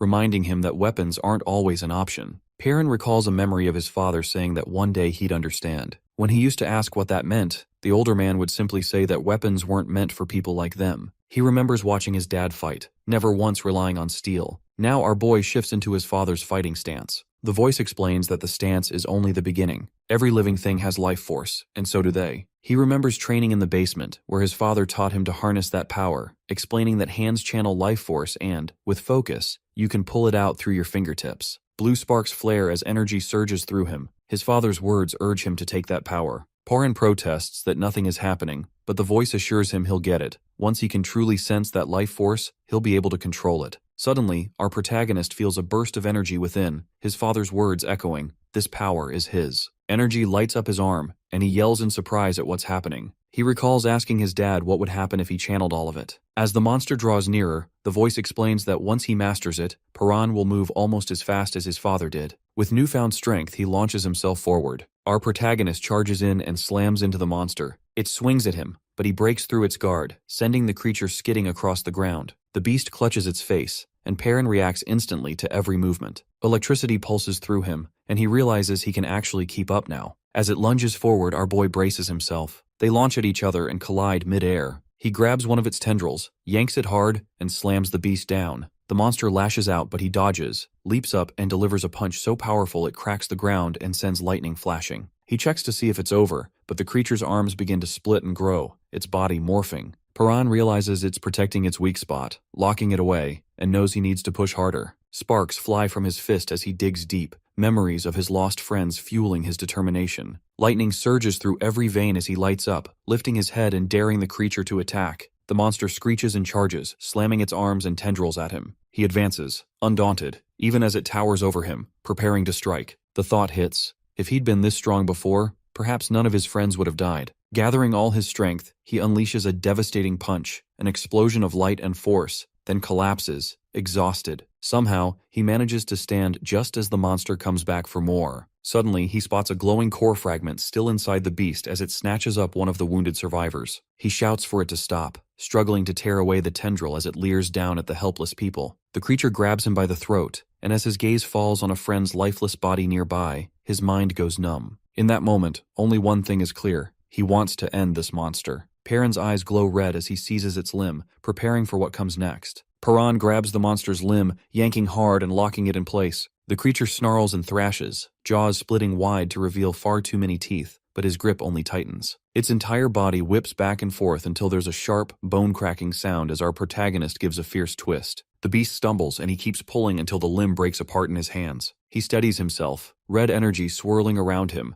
eyes glowing as his aura erupts outward, swallowing the monster's scream. Without hesitation, Perrin charges into the chaos, his form blurring as he rushes the creature. It shrieks, teeth rattling. Meanwhile, survivors creep through the area with a map, checking their surroundings. One thinks they're close, another grumbles about how long this has taken. The guy with glasses panics after spotting movement, and the group rushes over to find Perrin collapsed on the ground. Shocked but relieved to find him alive, they pick him up. Chickencomb asks what happened, while another stares at the wreckage. As they carry our boy back, Chickencomb gets bossy with the girl at the rear, telling her to leave some bags behind. She refuses, wanting half the rations and bragging about the feast ahead. He offers to help, then throws away her heavy bag, making her scream. Sprinting ahead, he dares the others to catch up, and someone swears to shave off his mohawk. The guy with glasses urges everyone to keep quiet unless they want trouble. Perrin starts to wake, confused, noticing a map in his hand. He studies it, wondering if Haru is still alive. The one with glasses presses him to explain what happened, but our protagonist only remembers grabbing the monster at the last second. Everything after that is a blur. He has no idea how he survived. Suddenly, the ground trembles as another monster appears, roaring. Chickencomb charges in, ready to fight, and Perrin steps up as well. The glasses wearer panics about not having a weapon, but Perrin's hand is already sparking with energy. The beast lunges. He dodges and slams it so hard that the ground shakes. The survivors are stunned as he grabs the monster's limb, lightning crackling through him, and shatters the glowing core to pieces. When the dust settles, Chickencomb grabs him, peppering him with questions. At the shelter, a few older men work with radios, frustrated by the lack of response. Bayom tells them to wait, hoping something might come from the government. They're worried because the supply team hasn't returned yet. Haru sits in silence, sleepless, waiting for Perrin. When Bayom spots movement outside, everyone starts whispering as the supply group finally returns. Haru's eyes widen when she sees him being carried in. A survivor reassures her as Perrin stumbles to his feet, and she rushes forward, hugging him in relief. She admits she ran away, but he still survived, and she breaks down in tears as the others watch. The supply run brought back 7 days' worth of food and some medicine,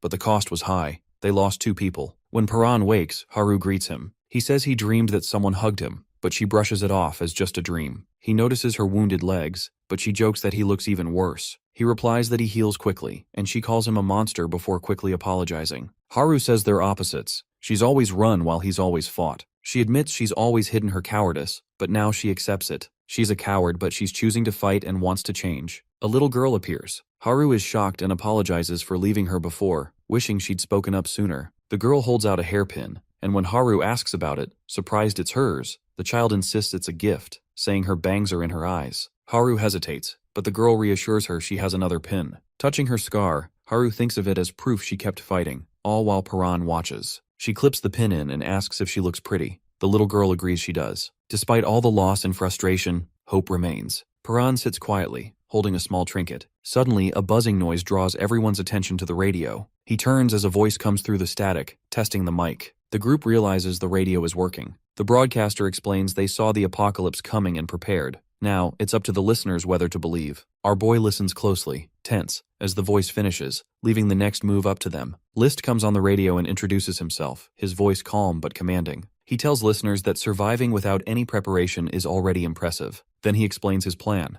The only way to handle the monsters is to stick together, which means sharing locations is essential. He instructs everyone to use flashes of light instead of fire, flashlights only, and to flick their beams for 10 seconds at midnight. When the hour arrives, beams suddenly cut through the dark. Across the city, scattered flashlights shine. Haru spots distant signals, her breath catching as she realizes they're not alone. The group begins speculating whether List truly anticipated the apocalypse, pointing out that it would take serious military-grade gear to broadcast like this. Our boy can't help but reflect. Only his dad ever foresaw such a disaster. A thought nags at him. Could List also know something about his mom? He recalls the man's words about his spot being marked by the brightest light and quietly wishes everyone good luck. As Paran prepares to head out, Chickencomb hurries over, asking to tag along. The protagonist tries to brush him off, warning about the dangers, but the other refuses, insisting he's not as weak as he seems. He argues that everyone who died before chose to be there, and tells Paran to stop carrying all the guilt. Everyone knew the risks. He finishes by saying they're teammates now and demands to be called Big Bro.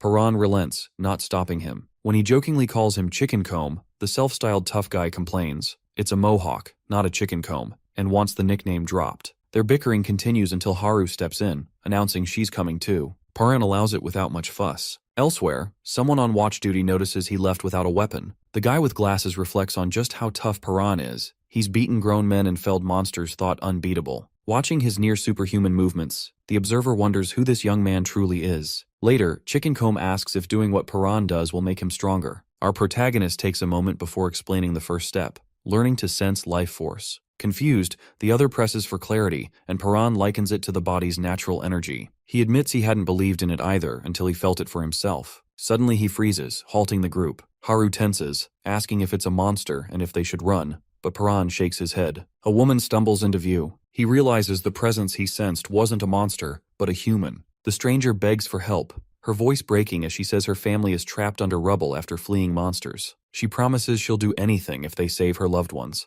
Chickencomb asks again if the woman really means anything, and she nods. Haru insists they have to help her, but Paran questions if they're truly the only ones who can. She confirms it, saying that's why she came to them. Our protagonist senses there are more people nearby, and she admits she was hoping to lure them to her base and ambush them, but claims it doesn't matter since there are plenty of others to deal with. Chickencomb complains that he can't get more favors from her. He was hoping for 10 in return. The woman suddenly demands everything they have, even their clothes. Haru refuses, but she threatens her, saying to hand over everything unless she wants to die. Thugs step forward demanding their stuff. Chickencomb starts to undress, dropping his jacket as he hands it over. One of the goons bends down to grab it, mocking him for being so scared. Suddenly, the loudmouth knocks him out, puts his vest back on, and asks our boy how he looks. Paran prepares for a fight. The woman orders her crew to kill them quickly. One thug charges with a knife, but Paran catches the blade mid-swing and twists it back into him, dropping the attacker instantly. Chickencomb shouts, daring the rest to take him on. Their leader tells her people to target Haru, calling her the scaredy cat. The thugs rush her, but she dodges and escapes. The team manages to get away as a man watches from a window above. They enter a nearby house. Paran suggests they stay put, but Haru points out that no one's there. He warns that the mess inside looks intentional, like a trap. Suddenly, the floor gives way beneath them,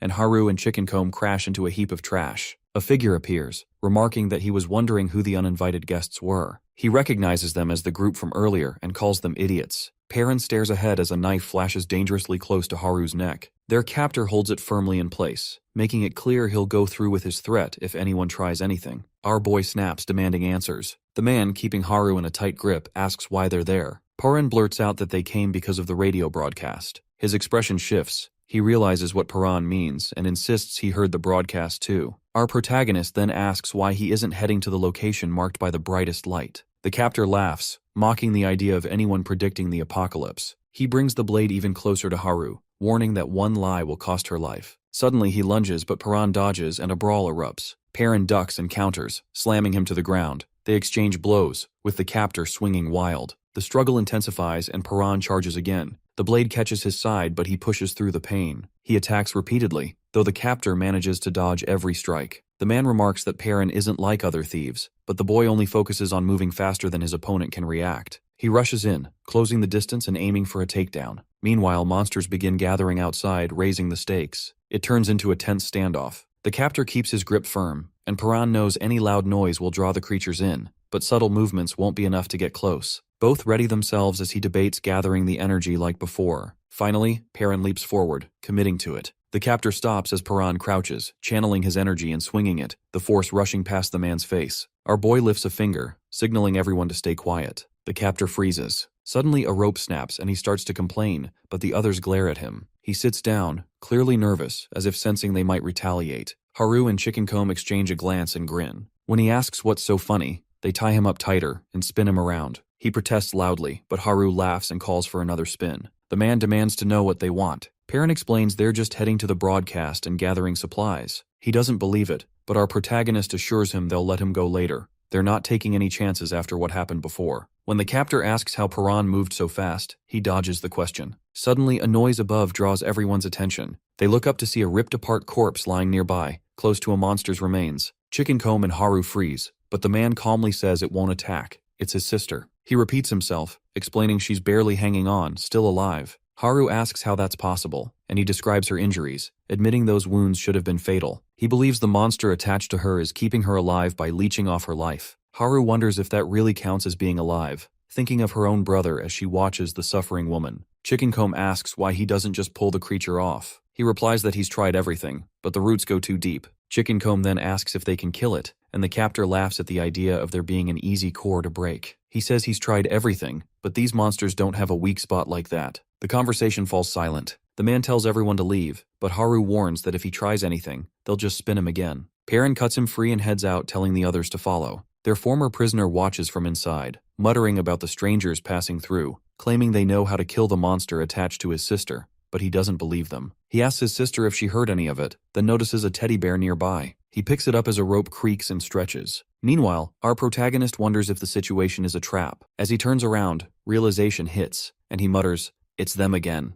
Across the room, a creature rises from beneath the floorboards. Perrin grips a knife tightly, a doll lying on the floor beside him as he faces a massive, shadowy figure. His vision turns red, sparks of energy flickering across his eyes. Suddenly, a horde of eerie creatures emerges ahead, multiplying the danger before him. He's frustrated. He already burned through too much energy earlier, and now the monster's grip is draining his strength even more. As that energy slips away, our boy's eyes fall on the doll, and he remembers the promise he made. He reminds himself to keep that promise no matter what. Memories flash through his mind. He walks along, answering a call and promising he won't be late. In another place, his sister listens in, anxious, asking how many chances he has left. The captor's voice rings out, "None." He's always had this unusual talent. The vision shifts. Glimpses show Jingu with glowing eyes, scanning possible futures, able to predict outcomes to any event. During matches, he always takes the win, but never looks satisfied. When someone asks why Jin isn't celebrating, he admits he saw it all coming. On a phone call, he's reminded about their promise to watch a show together. He explains his ability. He simulates every scenario by simply observing. When a biker loses control and heads toward him, Jin steps aside, lands a hit, and the crash unfolds behind him. He admits that while his power lets him predict things, overusing it leaves him exhausted and always ends in a headache. When asked about the crash, he brushes it off. His sister calls, asking what he went out to buy, unaware that it's for her birthday. Holding the doll, his phone buzzes and an uneasy feeling sets in. People around him are looking up, so he follows their gaze and sees a massive dark sphere hanging in the sky. Shaken, Jin watches as a monstrous thing with twisted limbs descends. He suddenly realizes his predictive power is useless. He can't see any futures, only chaos and monsters everywhere. He notices the disaster unfolding nearby. Then his phone dies, the internet cuts out, and the ground shakes as explosions erupt. Monsters swarm the streets. As energy surges through him, Jin braces himself, clutching the doll, determined to survive as the world collapses around him. Jin wanders the ruined streets, trying to figure out what the monsters really want. Are they after human blood, or do they aim to wipe out all life? When a beast lunges at him, he dodges, counting the distance back to his shelter and thinking only of protecting his sister. He finally makes it home, stepping inside and spotting a red line trailing across the floor. Following it deeper into the house, he pieces together the situation. Up ahead, he finds a mangled body. Gripping his knife, he quickly dispatches the threat. The next day, the mysterious planet in the sky is gone, but the monsters are still everywhere. Jin carefully seals every crack and opening in the house to keep them out. Inside, he finds his sister's body twitching, a parasite clinging to her. He has already tried, and failed, to pull it off, but he refuses to give up. One failed attempt isn't the end. There are more chances. He swears to save her, promising to rip the thing off no matter what. He studies the monster's healing process. Each one seems to regenerate differently, and wonders if there's a limit, maybe tied to how much they eat. He's seen them do more than just eat. Maybe that's what really drives them. If he can force the parasite to keep healing, maybe it'll eventually wear itself down and die. He keeps trying to sabotage its regeneration, but the creature remains stubbornly attached. Jin knows he needs a better plan. He considers ways to disrupt the healing, maybe by hitting it repeatedly until it can't keep up. Later, he uses a telescope to watch monsters outside, noticing they're always drawn to fire, even through barriers, but that's too risky to try. He experiments with hydrochloric acid. It slows the healing, but doesn't kill the parasite. He dissects a few captured ones, searching for any weak spot. Acid, liquid nitrogen, nails, none of it works. Frustrated, he tells his sister he's out of ideas and unable to kill the parasite. He begs her to give him a sign if she's still in there. Suddenly, a rope goes taut. Looking down, he finds Chicken Comb and Haru hanging upside down. Back in the present, Jin struggles against the monster's grip, feeling like this is the end, and there are no more possibilities ahead. Suddenly, Paran appears and crashes into the beast. Sparks of electricity shoot from our protagonist's hand as he prepares to strike. Paran slams the monster to the ground. Jin's eyes lock onto the core in front of him, vision going red as power surges through his body until it bursts out, leaving him trembling and breathless. Confused, he demands to know what's happening. Our boy looks back at him, silent, while Jin tries to figure out how he managed it. The others mention they only returned because someone forgot a bag. Paran repeats his advice. You have to hit the core, though he warns most people probably can't see it. Jin insists he can, recalling the glow he once saw coming from his sister. Paran confirms that's the core. Jin asks why the glow appeared in his sister and not the monster itself. He says if setting her free means killing her, then he'll do it. Our protagonist explains that as long as her heart keeps beating, the parasite will remain. Jin looks at his sister, determined to end her suffering himself. He picks up a toy rabbit, wishing her a happy belated birthday. Standing over her with knife in hand, he sees black tendrils wrapped around the core on her chest. She lies still, the stuffed toy beside her, as he hesitates with the blade. Memories flash. Her smile, meals together, her riding on his shoulders. His grip tightens. He thanks her, saying it over and over, eyes on her body. To his surprise, she responds faintly, telling him she always heard him. Jin admits he's lost, unsure what to do now. Paran appears with Haru and Chicken Comb as Jin comes downstairs, remembering his sister's final words, telling him to do what he wants. He hesitates, glancing between the group and his sister. Suddenly, another monster arrives. Jin recalls her face, his eyes turning red with resolve. He remembers clasping her hand, swearing vengeance on every monster that took her away. In her last moments, she told him to survive and get revenge. Chicken Comb charges in but gets thrown aside. Jin rushes forward, tendrils sprouting from his arm and tearing through the monster. He then turns to Paran, introduces himself as Jin-gu, and asks to join the group. The lone survivor sits, tense as footsteps approach. He spots a group coming down the escalator, Paran, Haru, and Chicken Comb. The girl with glasses immediately asks if they brought anyone else. Jin-gu introduces himself simply as Jin. Haru lists their finds, food, medicine, and a more detailed map of the area, stopping only when a cliff blocked their way. Jin is surprised this spot hasn't been raided by other groups. The survivors wonder aloud if anyone else is even out there. He informs them there are 3 groups in the area, and one of them hunts other survivors. Haru realizes that this is the same group they encountered before. Jin says they'll have to cross that territory to get around the cliff. Chicken Comb mentions that the woman from that crew still owes him a favor. They debate taking a different route, but Jin argues it would be risky and take too long. He insists he's got it under control and warns the group not to reveal our protagonist's bunker training to anyone. The others bristle, questioning who put him in charge, but he claims he's the smartest one here. Later, Paran is training, weighed down with heavy gear, his eyes sharp and focused. Jin asks about his strength, and our boy explains he trained in the bunker his whole life. Jin presses for details about his routines and what he used to eat. Paran, uncomfortable, asks him to stop, but the questioning doesn't let up. Finally, the young fighter says he hides out here and asks how Jin even found him. Jin replies that he followed a light, and that now he can see the life force in people, including Paran. This reminds our protagonist of something his dad used to say. Jin wants to know how the man knew about life force and why he built a bunker in the city to train his son. He calls Paran's dad a lunatic. Memories stir. His father wasn't always like that. At first, the man supported Paran's dream of seeing the surface, but eventually became obsessed with prepping for the apocalypse, which led the boy to rebel. Jin suggests maybe the father already knew about the monsters or the apocalypse in advance. Paran admits it's possible. Jin asks if he's certain his dad is dead. Paran recalls watching him fall from a great height with monsters diving after him. Jin points out that doesn't necessarily mean the man is gone, and that Paran may never know for sure. Paran sits on the floor as Jin suggests that his father might still be out there. Our boy replies that if his dad were alive, he'd already be here looking after him. Jin agrees, then shifts the conversation, asking how he moved so quickly during their last fight. Paran demonstrates the move, confirming if that's what Jin meant. He explains that you have to focus your life force into your fingertips, but the real challenge is being able to feel it in the first place. Jin says he can feel it. His hands start shaking as he remembers the sensation of having all his energy drained. He insists that feeling is real and shouts that this must be his life force. Blood starts to drip from his nose and sparks flicker. Paran asks if he's all right, but Jin insists he's fine and demands the strength to defeat monsters. Electricity spreads across his skin as he admits he wants to be just like our protagonist. Suddenly, Jin stumbles and collapses, with Paran calling his name as he falls. Jin wakes up in bed, overhearing Biam talking to Chickencomb, who's lying in the patient's bed nearby. Jin learns he's been unconscious for 3 hours and notices his power still isn't working. Later at the station, he meets with a craftsman who hands over the weapon Jin requested,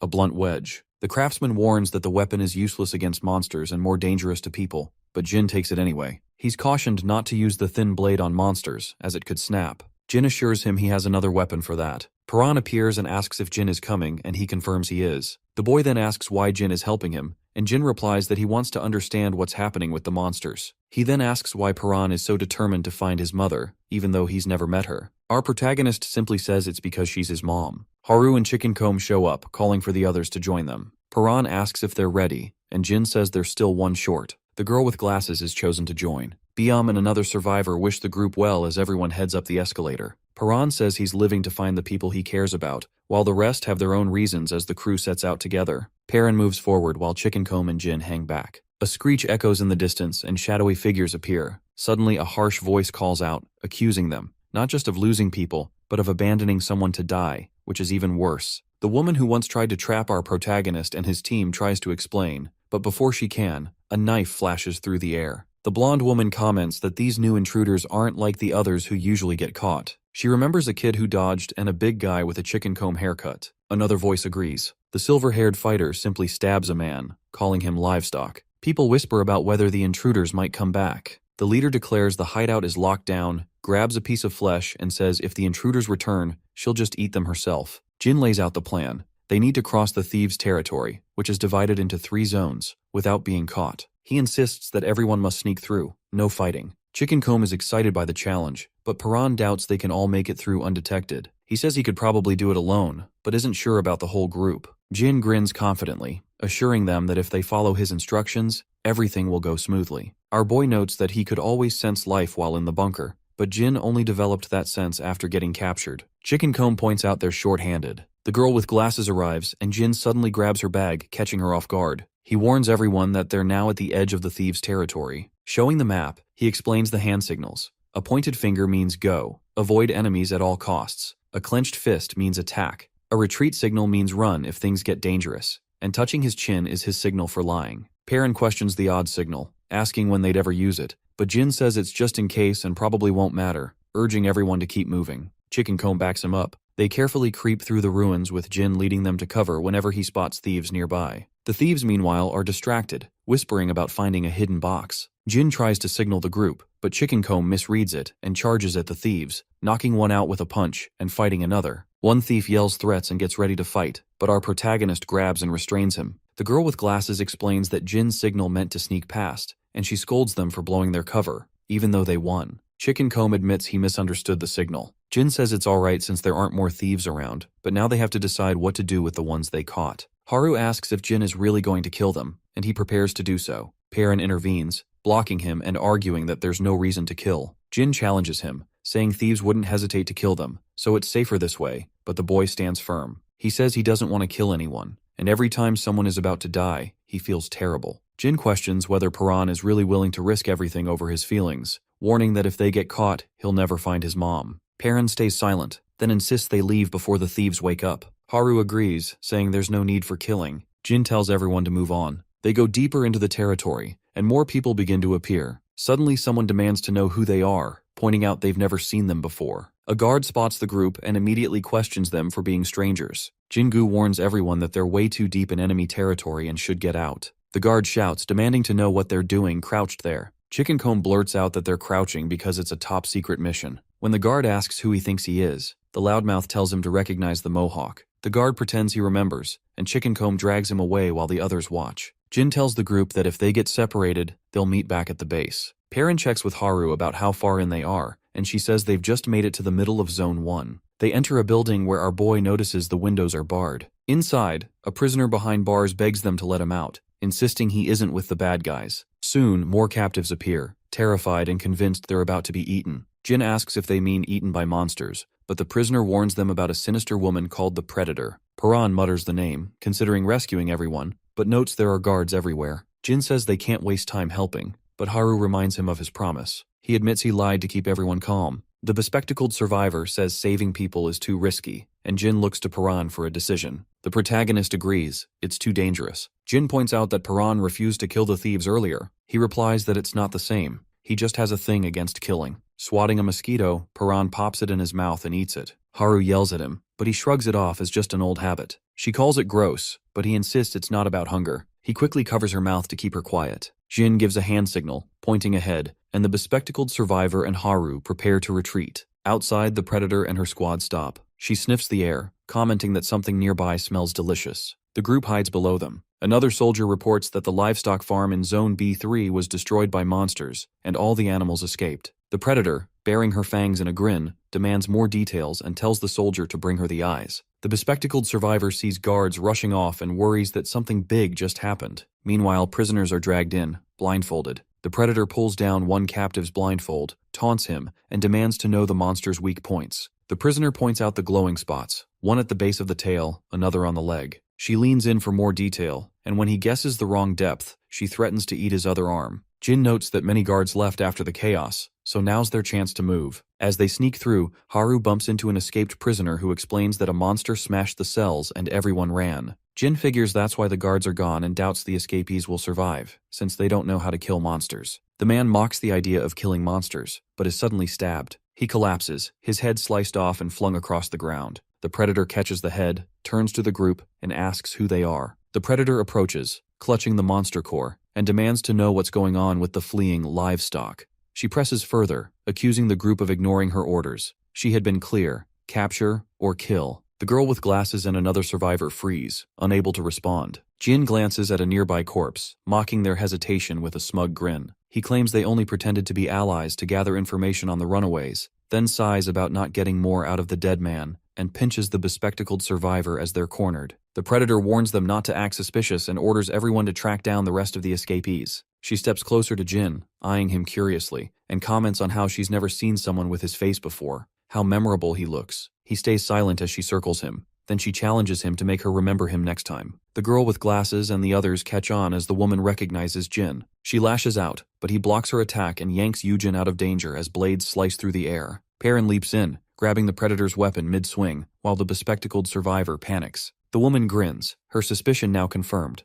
The scent she picked up earlier was indeed from them. She accuses Jin of being the source she's been sensing, her grin sharpening as she sizes him up. Wondering aloud why she should bother chasing livestock when the group in front of her seems much tastier, she lunges at him, demanding a bite. Jin throws his blade to block, but she ducks low, slides past, and tries to escape, only to find him already blocking her path. Our protagonist points forward, earning mockery from the predator as she hurls her blades, daring him to take them. Steel rains down, but he focuses, and just as she thinks she has him, Paran snatches the blades mid-air. The bespectacled survivor stares in shock as our boy takes control, grabbing, spinning, and redirecting each weapon in a blur, throwing the woman off balance. She falters, stunned, as he bites through a blade with his teeth and seizes more knives. He hurls them back in rapid succession, forcing her to scramble to block the onslaught. When Paran grabs her by the hand, she clamps down on his arm, laughing and calling him her favorite, his scent the most appealing. Haru mutters that something smells odd, like something burning. A flame flickers in the woman's hand before she throws it, but the fire fizzles out. Jin sneers, telling her it's too late now. The predator shouts at everyone to fight for their lives as heavy footsteps echo from behind. Out of the shadows, monsters surge forward. Perrin and the bespectacled survivor steel themselves, ready for the oncoming attack. Everyone's either prey or predator. Another hunter creeps nearby. A lion feeds, and the endless cycle of eat or be eaten continues. Humans were once at the top, but that doesn't last. Suddenly, monsters appear, far more intense than anything before. The old food chain is shattered because these creatures now rule. The predators glare at whoever's left. Our team lifts their heads, catching the attention of the main predator. She notices something different in their eyes and challenges them, daring them to prove they've got the will to survive. She yells for them to show that fire inside. At her command, the monsters charge. Perrin and Jin stand their ground. They rush in too. Their weapons ignite with energy, and a powerful burst slams into the monsters. Instantly recognizing the weak points, they take out the creatures on the spot. The noise draws Predator's crew, who come rushing in.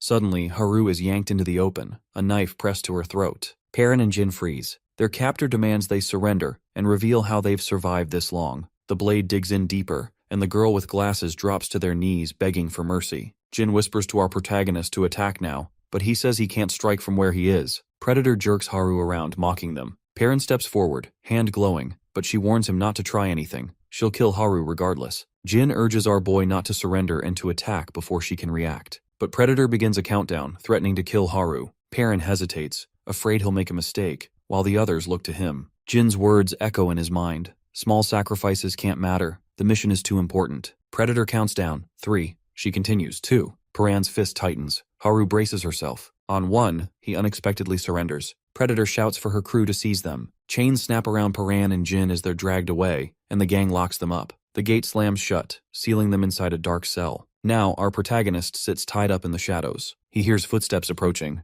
The Predator enters, telling him to stay alive. Perrin is confused, but she says she didn't expect him to understand. She's just the messenger. He demands to know where his friends are. When he asks about them, she coldly says she's already killed them. Perrin sits in his cell across from the Predator, admitting that he killed those people. She tells him to say it again, laughing, and then asks if he plans to kill her too. The woman grins, continually prodding him, pointing out that his reaction proves those people were his friends. She brings up how he hesitated earlier because of that girl. Our protagonist figures he had a 50-50 chance. He's gotten lucky before, but back then, a mistake meant someone died. He reflects on how he used to be weak, and though he's stronger now, doubt creeps in. Maybe all this strength has just made him reckless and dangerous to those around him. He remembers father's words about not getting close to people, and the lesson finally clicks. Impressed by his abilities, Predator starts questioning him about his powers. She tries to figure out how he knows all the monster's weak spots and even suspects he might be one of them. Perrin just stares back as she wonders aloud if he's really like the others. She demands to know how he can see weak points. He blurts out a question, asking if someone told her about that too. He wonders if she got the information from someone else. Maybe whoever's spreading it is connected to his father. She responds by kicking him in the face, demanding answers again. Perrin glares back, snapping out a defiant response, but she isn't fazed and claims she's got all the time in the world. She then questions him about where he's from, pointing out how clean his clothes are compared to everyone else's,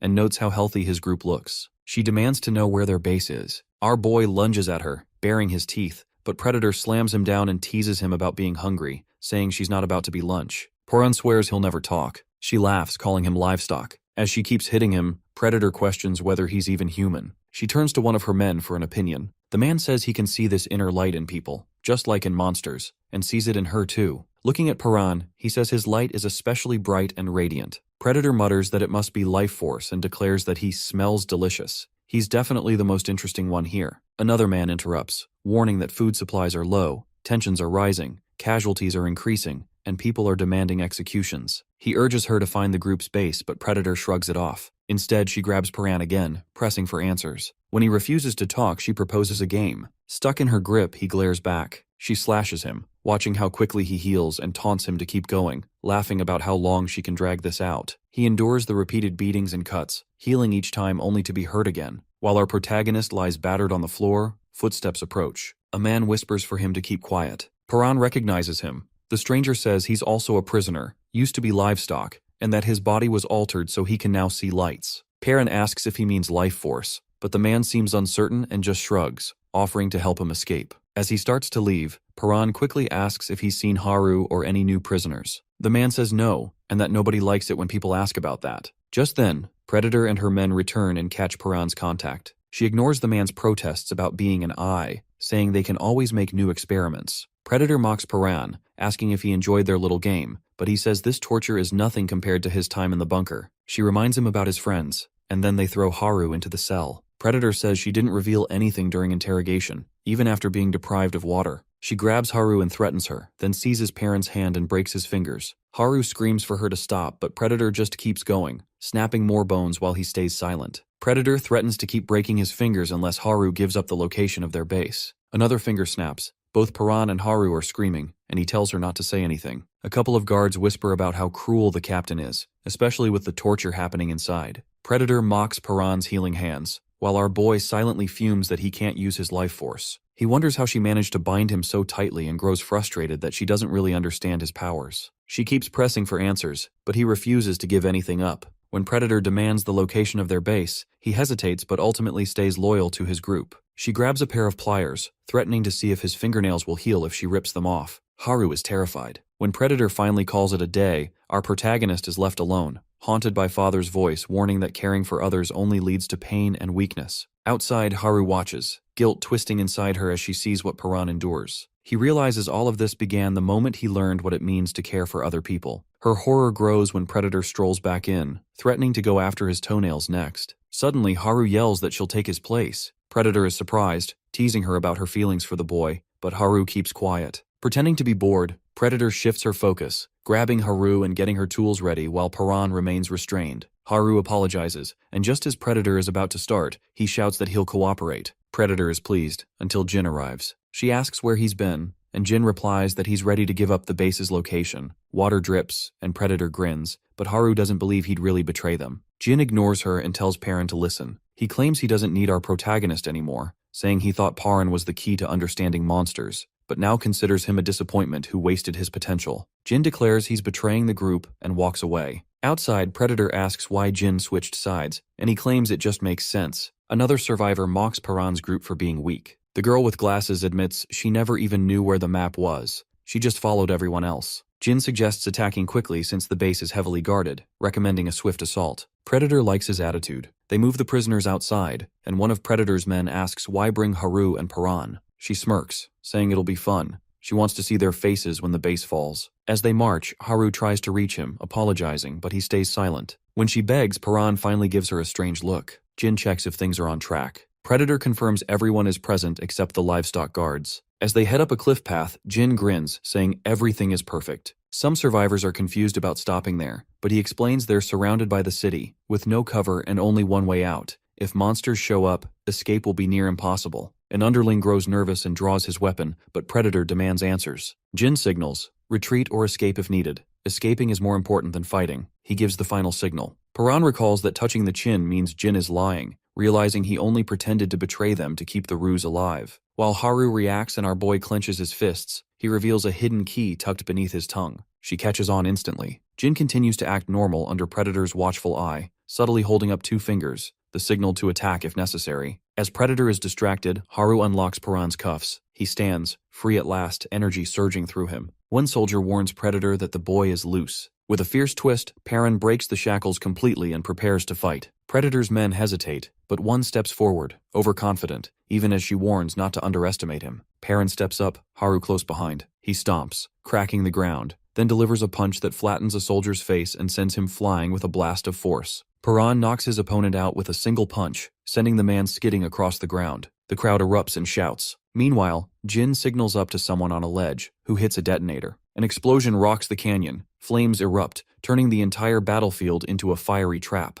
Amid the chaos, people struggle to regain their bearings. Suddenly, monsters begin charging out of the blaze, roaring. The Predator orders a retreat, but panic sets in. Every exit is blocked by walls of fire. She shouts for someone to bring her the eye and commands her group to kill anyone in their way. Haru tenses as the huntress looks her way and grins, but then something shifts. A light awakens inside her. Her eyes begin to glow as power surges through her. She dodges the Predator's attacks with incredible speed, surprising both herself and her enemy. Using her fear as fuel, Haru launches a counterattack, moving so quickly the woman can barely keep up. Their eyes meet, and Haru calls out Paran's name. The Predator turns as our boy approaches, but someone with a blade suddenly intercepts. Paran blocks the strike, shifting the focus. As he gets closer, the enemy leader tries to react, but Haru grabs him and urges him to leave. The monsters are closing in fast. She insists they need to get out, and he agrees. The Predator stands her ground as the flames creep closer, but our protagonist kicks her away. He and Haru exchange a look, but behind them, their foe rises again as her people shout for her. Monsters begin attacking the survivors. The Predator tells everyone to run and calls for the eye as her crew scrambles. Amid the chaos, Jin calls out Paran's name. He responds, then punches Jin. Paran accuses him of revealing their secret about life forces. Jin admits it, explaining that's why he told the others to bind his fingers. When Paran asks why, thinking back to the torture, Jin insists it was the best move for him. He realizes Jin meant it, and the other boy confirms he never liked Paran, blaming him for being indecisive and saying he doesn't deserve his powers. Paran asks why Jin didn't dodge if he hates him so much. He could have avoided that punch. Jin says nothing. Finally, Jin admits he needs Paran. The young fighter is silent for a moment, then says Jin annoys him. Jin retorts that the feeling is mutual. Paran offers his hand, telling him to get up unless he wants to die here. Jin finally takes it, making it clear he has his own agenda, even with monsters and chaos all around. Survivors grab their weapons as orders are shouted to hold the line. The Predator demands to know where the eye is. Her crew responds that they've got him, and a soldier says someone volunteered. She praises the volunteer, promising rewards as a young man steps forward. Chickencomb watches as the boy pulls down his sleeve and says he can finally see again. Back then, Chickencomb was taken to a place where a monster was kept, all tied up, while a man watched with him. The man explained that the experiment almost never worked. Most people died if they couldn't handle monsters. He asked if Chickencomb was really sure about this, noting that usually only livestock were subjected to it. But the Mohawked fighter was determined. He wanted to keep up with Paran and Jin and didn't want to fall behind. Afterward, Ai realizes he can now see the monster's weak points. The predator yells at him to point them out. He turns defiantly and asks if they really think he's going to help. He refuses, mocking her. One of the enemies recognizes him as the same guy who attacked them earlier. Nearby, another teammate panics, begging the predator for forgiveness after mistaking Chickencomb for an ally. She laments that they don't have any eyes left. A monster approaches, and the leader steps up, surrounded by creatures. She declares she'll be their eye now, knowing that if she fails, she's dead. Elsewhere, Perrin faces Haru. She reminds our boy that he always wanted to make the best choice and questions whether this plan is really what he wanted. Jin explains that since Paran surrendered before, luring their enemies out of the base was their only shot at wiping them out. Haru argues the plan is reckless and could get everyone killed. Jin insists he's seen a future where they all make it out. He's picturing everyone escaping together. Suddenly, a monster appears in front of him, and he readies his blade. Haru is chased by another, and a survivor is taken down. The team witnesses the chaos as a massive creature bursts up, its body exploding outward. Everyone prepares for the fight. Jingu grips his weapon. Haru, determined, says they can do this. Paran's fist crackles with electricity as he declares he's ready. He charges in, attacking the monsters. One of them roars as Jin takes on another. Perrin dodges and counterattacks, while his friend uses predictive abilities to evade and target the monster's cores, knowing he must destroy them. Then, one monster reveals a swirling center. Jin is hit with a sense of déjà vu just as the core glows red and fires a beam directly at him. The beam pierces through his body. Jingu freezes as the monster's fiery swing nearly slices through him, but Haru bolts forward, tackling him out of the way, just as the laser crashes into the ground. Dazed, he stumbles, surprised to still be alive. She grabs his arm, saying she thought he was in trouble. Together, they slide back, narrowly dodging the monster's follow-up attack. As the beast bears down on them, Jin grips his weapon, realizing this creature has power like Paran's, the kind that can alter fate. He braces himself, clutching his sword, knowing he'll never have that same strength, but determined to find some way to defeat it. Meanwhile, our protagonist is hammering the beast with punches, dodging its regenerating limbs, and relentlessly attacking its core. He knows if he runs out of strength, he might collapse, so he needs to end this quickly. The monster's arms lash everywhere, but he manages to avoid being caught, breaking bone and tearing flesh. Energy surges through his fists as he smashes through to the glowing core. Jin stands ready with his blade, waiting for his opening. When the heart is exposed, he charges in, weaving through flailing limbs, and drives his blade deep. It cracks but doesn't shatter. The core pulses harder, blue sparks jumping through his hand. Paran appears beside him, shoving with raw force and channeling energy into it as the creature convulses. Our boy pushes harder, slamming the monster backward as its core flickers and tendrils writhe. Haru rushes in, ducking under limbs, but a wild swing forces her back. She and Paran cross paths as survivors scream for help, more monsters closing in. Elsewhere, the woman who had tried to trap them before grabs a collapsing survivor, pulling him up. Chickencomb appears, reminding her she still owes him a favor. She snaps at him annoyed, but he refuses to let it go. Realizing she's cornered, she finally agrees and asks for his help to escape, as chaos erupts around them on the battlefield. Meanwhile, the predator observes streams of life energy flowing across the fight, finally understanding Paran's power. Energy crackles in her eyes as she mutters into a phone about how long she's waited for this moment. Now that she can see the flow, she's desperate to know how to use it. After the clash, Paran checks on everyone, but Haru tells him people are more worried about him. He looks like he's running on empty. He insists he's fine and can keep fighting, so he pushes on, while Jin watches, thinking that Paran could have taken on all the monsters alone. Remembering his promise to wipe them out, Jin feels he's slowing the group down. He glances at our protagonist, wondering who the real failure is. Haru panics, shouting about where they're supposed to go as fire rages all around, but Jin stays calm. He has a plan. He's mapped out a route through the canyon, and when she asks how, he reveals he made a deal with the livestock prisoners. Perrin recalls someone mentioning a rescue mission and realizes Jin is at the heart of it. Our protagonist hears Jin say this was the best option he could manage. With that, the group sprints across burning ground, leaping into the canyon. Chickencomb and the woman appear, and he greets them. Haru is immediately suspicious about why the newcomer is with them now. Chickencomb asks everyone to pause, and the woman pleads to join. Jin warns her not to mess things up, or she's out. The girl with glasses joins too, so the squad moves together. Perrin and Jin slide down the canyon, monsters in pursuit. One drops in front of them and Jin shouts for everyone to keep running. Fighting here would only get them trapped. He tells the others to go ahead while he faces off with the beast. More creatures drop down, and our boy charges in, blasting through them as the rest of the group keeps moving. He and Jin push ahead, encouraging everyone to keep up. As they run, Paran reflects on his life force power. It makes him stronger but burns out quickly, working best in short bursts. He charges up before punching, taking down another monster. He realizes that holding the charge longer increases his strength but drains his energy faster. Before, he could barely last 2 minutes. Now he's improving by adjusting the output. He demands to know the way to the base, and Jin tells him, with the girl with glasses confirming she knows too. Suddenly, the ground cracks and the canyon shakes. The terrain collapses, sending everyone tumbling down. Jin realizes that a single misstep could have killed them all. Haru injures her leg and struggles to stand. Paran checks on her, asking if she can walk. She says she'll try. Meanwhile, one survivor tries to escape but falls, despite Jin's warning to be careful. Chickencomb and the woman panic, thinking they're doomed without our protagonist.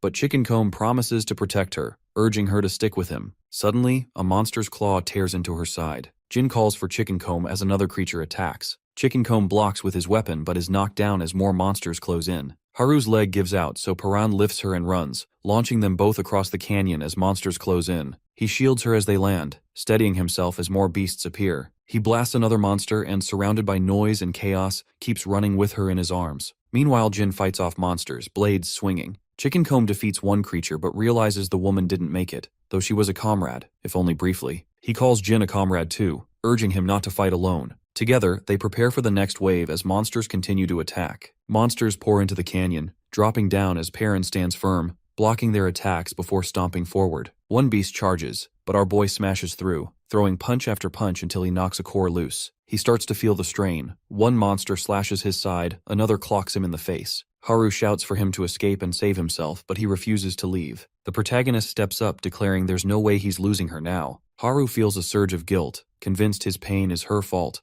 haunted by memories of what he's endured. Paran is hurting but keeps fighting, thinking about how meeting her changed him, while she's convinced everything that's happening is because of her. She cries out, blaming herself for his suffering and torture. He steps in front of her and admits that maybe if they'd never met, none of this would have happened, but he doesn't regret any of it. He thinks of everyone he's met, Yujin, Chickencomb, Haru, and Biom, and realizes that, because of them, he's learned to trust. He trusts people now. Suddenly a monster grabs him, flames appear, and Haru screams, asking why he goes so far to protect her. Gritting his teeth, Paran shouts that it's because he cares about her, leaving her in shock. His father's voice echoes in his mind, challenging him and repeating his words, saying trust leads to pain and betrayal. Paran listens, but he refuses to back down. He insists that he believes in kindness, warmth, and all the good he's seen. He's not following the old path anymore. Monsters start closing in. Power surges through him as Haru watches. Lightning arcs across the battlefield, blasting through monsters. Paran pulls her close, swearing he won't let her die. He holds her tight as monsters swarm,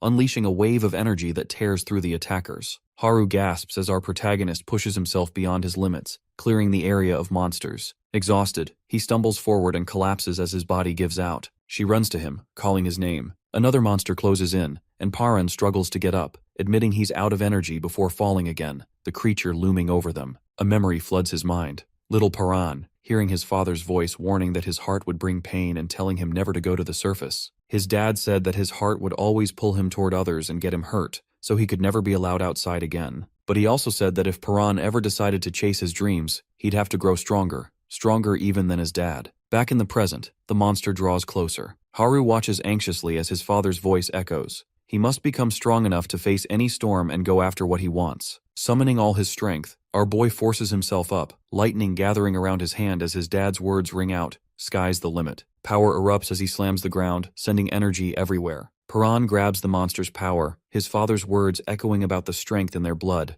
the blue flame. He rips the core free as the enemy repeats, "This is the power of the blue flame." The monster's core flickers as Jin stands nearby, watching. Chickencomb explains that he can now spot weak points, thanks to the experiment they went through. He calls it the life force, insisting it exists inside them too. As the creatures close in, Jin keeps his distance while the mohawked fighter charges in. He notices that Chickencomb is attacking wildly instead of targeting vital spots, realizing this reckless approach will only get him hurt. The brawler yells for Jin to stay back. He wants to handle the monster himself, leaving his comrade frustrated and worried. Chickencomb gets hit and goes down, but he stubbornly rises again and dares the beast to try once more. Meanwhile, Paran is caught in tendrils, lost in memories of his childhood and his father's warnings. He recalls his dad repeatedly stressing the dangers of life on the surface and the risks of getting close to people. Our boy wonders why his father never trusted other humans. While he struggles to move, Haru calls out to him. Her voice is drowned out by the echo of his dad's words. The bunker is safe, and following the rules is the only way to survive. Paran remembers pretending to be asleep,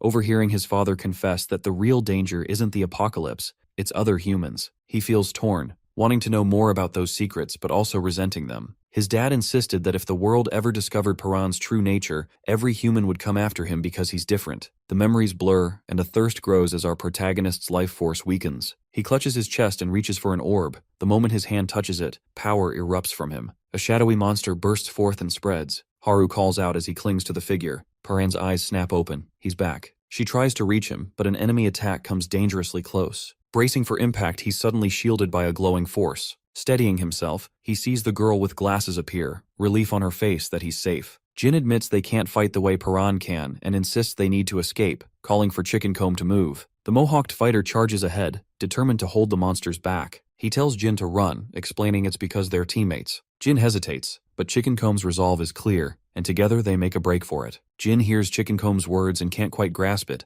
Is he really willing to throw his life away for something so simple? He grips his sword tightly. Suddenly, a monster's arm swings at the Mohawked fighter. Jin shouts a warning and dashes in, his blades clashing against the attack. He blocks hit after hit, running survival scenarios in his mind. He realizes that if he bailed now, just like Chickencomb suggested, he could still escape before the monsters close in. Yet he thinks about how Paran never follows the expected path and always finds his own way. He admits to himself that he's always just been an observer. Memories of losing his family to monsters flood in, and how he only gave up when every option was exhausted. Steadying his grip, he swings hard and lands a solid hit on the enemy, telling himself that if he had our protagonist's kind of power, this fight would be easy. He shouts that he could have shaped his own fate. Chickencomb calls his name as monsters close in. Jin admits he's powerless, nothing like Paran. He resigns himself, thinking maybe this is the only way he knows how to survive as the beasts surround him. But then he stops, questioning why he's even living like this. His sister's face flashes in his mind, and her words echo in his memory. He remembers the promise he made to her, to get revenge and wipe out every last monster. Surrounded, Jin tightens his grip on his blade. He charges at the creatures, deciding in that moment that lacking power isn't an excuse. He must get stronger, no matter what, and take them down. He realizes he doesn't have to follow our boy's path. He can forge his own way to live and fight. Facing the monster, he recalls Paran's advice about channeling power from his fingertips and tries to harness his own strength. He stomps forward, feeling something different ignite within him. Determination turns into strength, and he lets it flow, swearing to destroy every monster. He thrusts his hand forward, energy exploding toward the enemy. Exhausted but focused, he draws willpower from his old promise and the memory of his sister. He imagines Paran beside him, both their powers blazing, and steadies his hand. Sparks shoot from his palm as he blasts the creature's chest. The monster explodes, torn in half by the attack. Jin clenches his sword and braces for more. He stomps ahead, slashing through monsters as they swarm from every side. Each hit lands true, until all the beasts are left in piles on the ground. The girl with glasses stumbles forward, dragging Paran along. As they move, he spots movement. Chickencomb and Jin are still alive. They walk over and she asks what happened. Chickencomb says they barely made it out thanks to Jin, but falls silent when she asks about the missing woman. Haru suggests they get out of there, but the bespectacled girl warns that someone is waiting up ahead. Before she can say more, footsteps interrupt. The predator steps right into their path. They demand to know why she's there. Predator advances, hurling accusations and calling them traitors, warning what happens to those who betray her and mentioning the woman who died. The girl with glasses snaps back with an insult, but Predator calls her slow. She tries to stand her ground, claiming their side has the advantage, but a sudden flash cuts her off. Chickencomb is attacked and stabbed in the arm. He shouts at Predator to never mention the woman again, insisting she was a comrade. Predator shrugs off the sentiment, declaring that being comrades means nothing. There's only predator and prey. She moves closer, stating that survival is the only thing that matters. Chickencomb refuses to back down and faces her. Predator's weapon starts to spark, and she says it's dinner time. She lunges at him, electricity crackling around her, slashing across his chest and claiming she's mastered life force. Electricity flickers as she holds a phone. When someone asks how she learned it, Predator says she picked it up from some kid with a strange fighting style. She finds two bodies on the ground, confused about where everyone else went, then realizes they've all run far away. She remarks that she can just follow the trail of blue energy to find them. Suddenly, a voice crackles through her phone, telling her to stop after hearing her mention blue energy. Predator gets annoyed, glancing at the bodies scattered around. Haru tries to warn her to stay back, but she scoffs, daring Haru to do something about it. Predator attacks, but Haru dodges and sprints away. Electricity snaps from her hand as she gives chase, calling Haru a pain. She grabs her by the hair, taunting about how much power is draining from her body, and promises Haru will never walk again. Our boy slashes at Predator, forcing her to let go, and she is surprised to see him ready to fight. Tossing Haru aside, she prepares to face him. Paran charges, but Predator dodges, sparks flying from her hand as she readies another attack. She goes all out, raining down blows and yelling for him to give her a good fight, saying she's finally found someone who can keep up.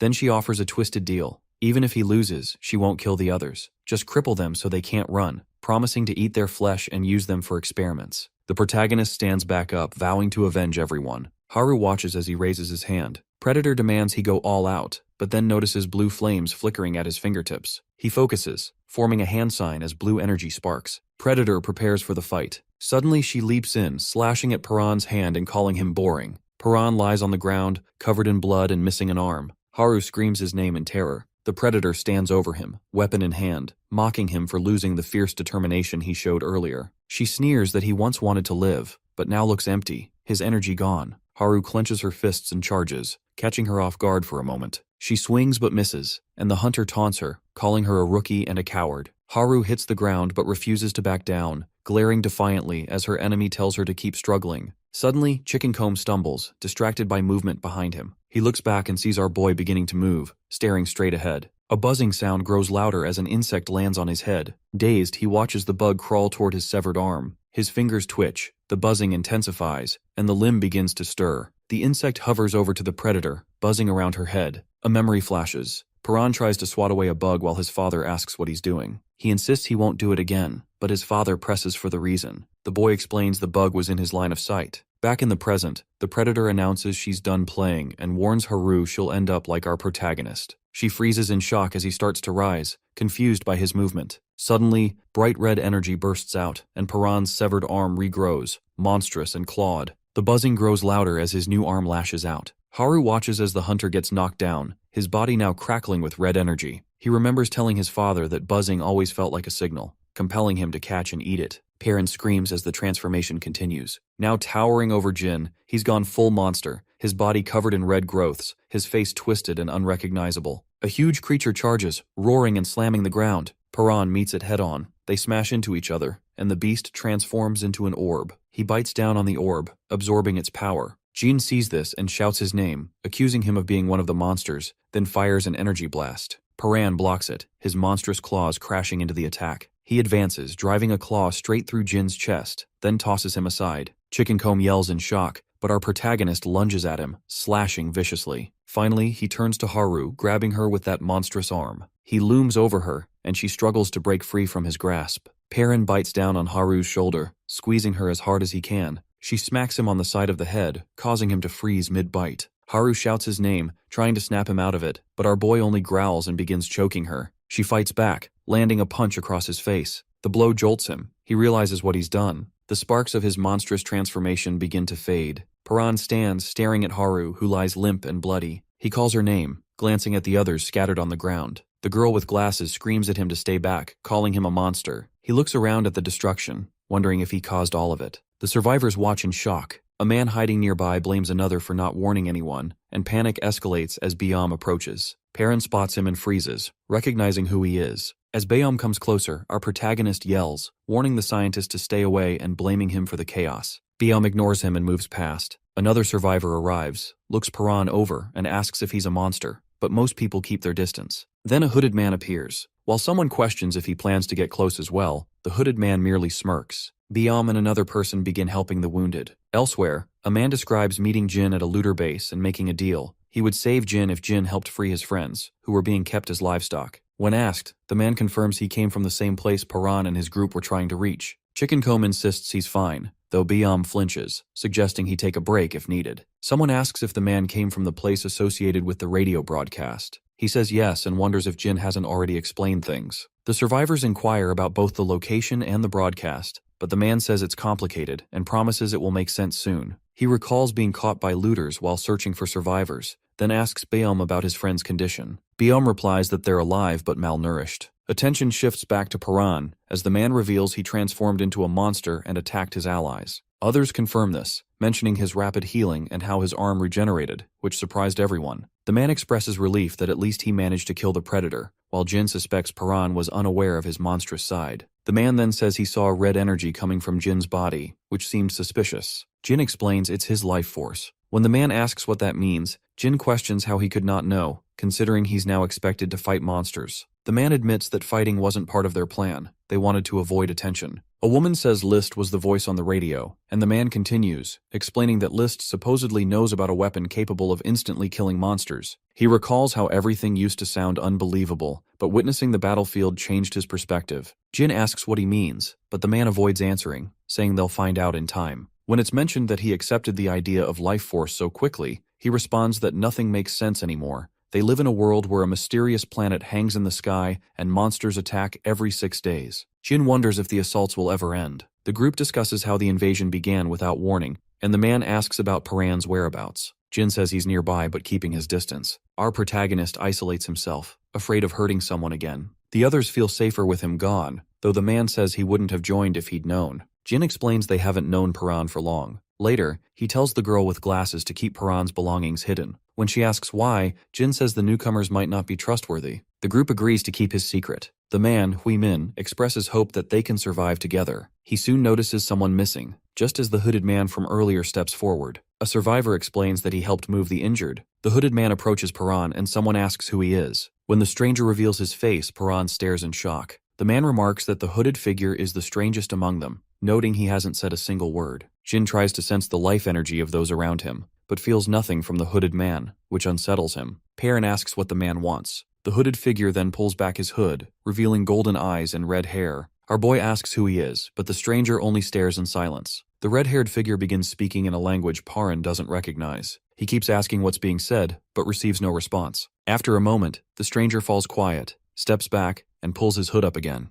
Two others arrive, saying they've been searching for the hooded man. One of them is about to speak, but Perrin cuts in, asking about Chickencomb, Jin, and Haru. Biam tells him that Chickencomb and Jin are awake, but Haru is still unconscious. They assure our protagonist she isn't dead. Overcome with guilt, Perrin blames himself for what happened. He recalls trying to attack and eat Haru, admitting this to everyone. He realizes it wasn't guilt or anger that drove him to violence, but rather the disturbing truth that he enjoyed it. One of the survivors reassures him, saying he believes Perrin isn't the kind of person he thinks he is. Biam agrees, adding that even when Perrin is angry, he's strong enough to resist it. They point out that his kindness and willingness to put others first show he's not a monster. Another survivor mentions they've encountered real people before, but Jin disagrees, comparing Perrin to the monsters above ground. Jin approaches, repeatedly calling him a monster and challenging him to prove otherwise. He insists he saw Perrin nearly attack someone else and says he's no better than the deranged woman outside. He accuses him of being a monster inside and out. Biam questions Jin's harsh words. Jin admits that, although he thinks Perrin is a monster, they still need him. He explains that Perrin's strength and knowledge could help them understand the creatures, but that doesn't mean he trusts him. Instead, Jin says he only trusts what Perrin might do next. Chickencomb teases Jin, then suggests they check out the source of the radio broadcast. Jin asks what he means. Chickencomb explains it's the place run by a man who prepared for the apocalypse. Jin says they're ready to go, while Perrin hopes meeting this man might reveal more about his mother. However, he's haunted by the memory of hurting his friends and promises not to let it happen again. He resolves to control himself and vows never to lose control like that again. Suddenly, a dark voice echoes in his mind, and Perrin screams as red, monstrous tendrils burst from him. The tendrils thrash violently as Chickencomb and the others try to restrain him. Jin charges his electricity, but Chickencomb stops him. Despite the tendrils' grip and our boy's struggle, Chickencomb refuses to let go, holding him down until the energy finally fades. He tells Perrin that things have changed.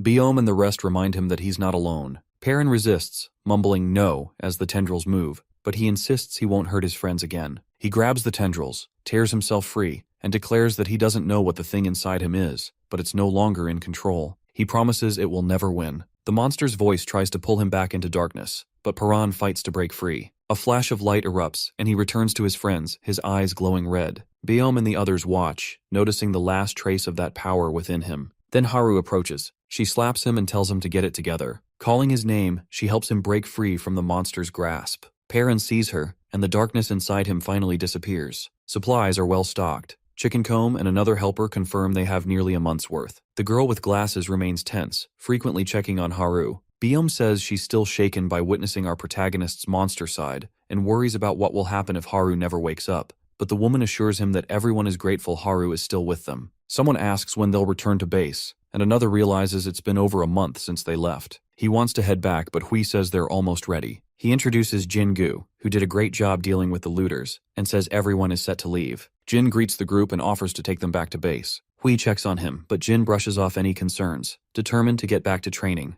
Hui warns him about the risks of tampering with his life force, but Jin insists he's focused on getting stronger and promises not to repeat past mistakes. Hui sighs, uneasy about Jin's intensity. The woman who sews mentions that the shirt she made for Perrin is now in tatters. The weapon maker notes that at least the shirt made it back, then says he lost a weapon outside, but weapons can be replaced. People cannot. The woman teases him, and he snaps back, reminding her that he's doing his part to keep things running. Nearby, the girl with glasses notices a hooded person sitting quietly and asks if he wants to learn the language. The hooded figure nods, so she assumes he's not from around here, which explains his silence. She promises to teach him quickly. She asks what word he wants to learn, and the stranger signals for apocalypse. She pronounces it slowly, helps him repeat it, and he manages to say it. He keeps repeating the word. Meanwhile, our boy is training, quietly repeating apocalypse to himself as he remembers how Haru's voice brought him back from the edge. He admits that without her, he might have lost control, and there's no guarantee it won't happen again. He knows he can't always rely on her. Every time he becomes unstable, the thing inside him tries to take over. Determined to control his life force, he recalls the last fight,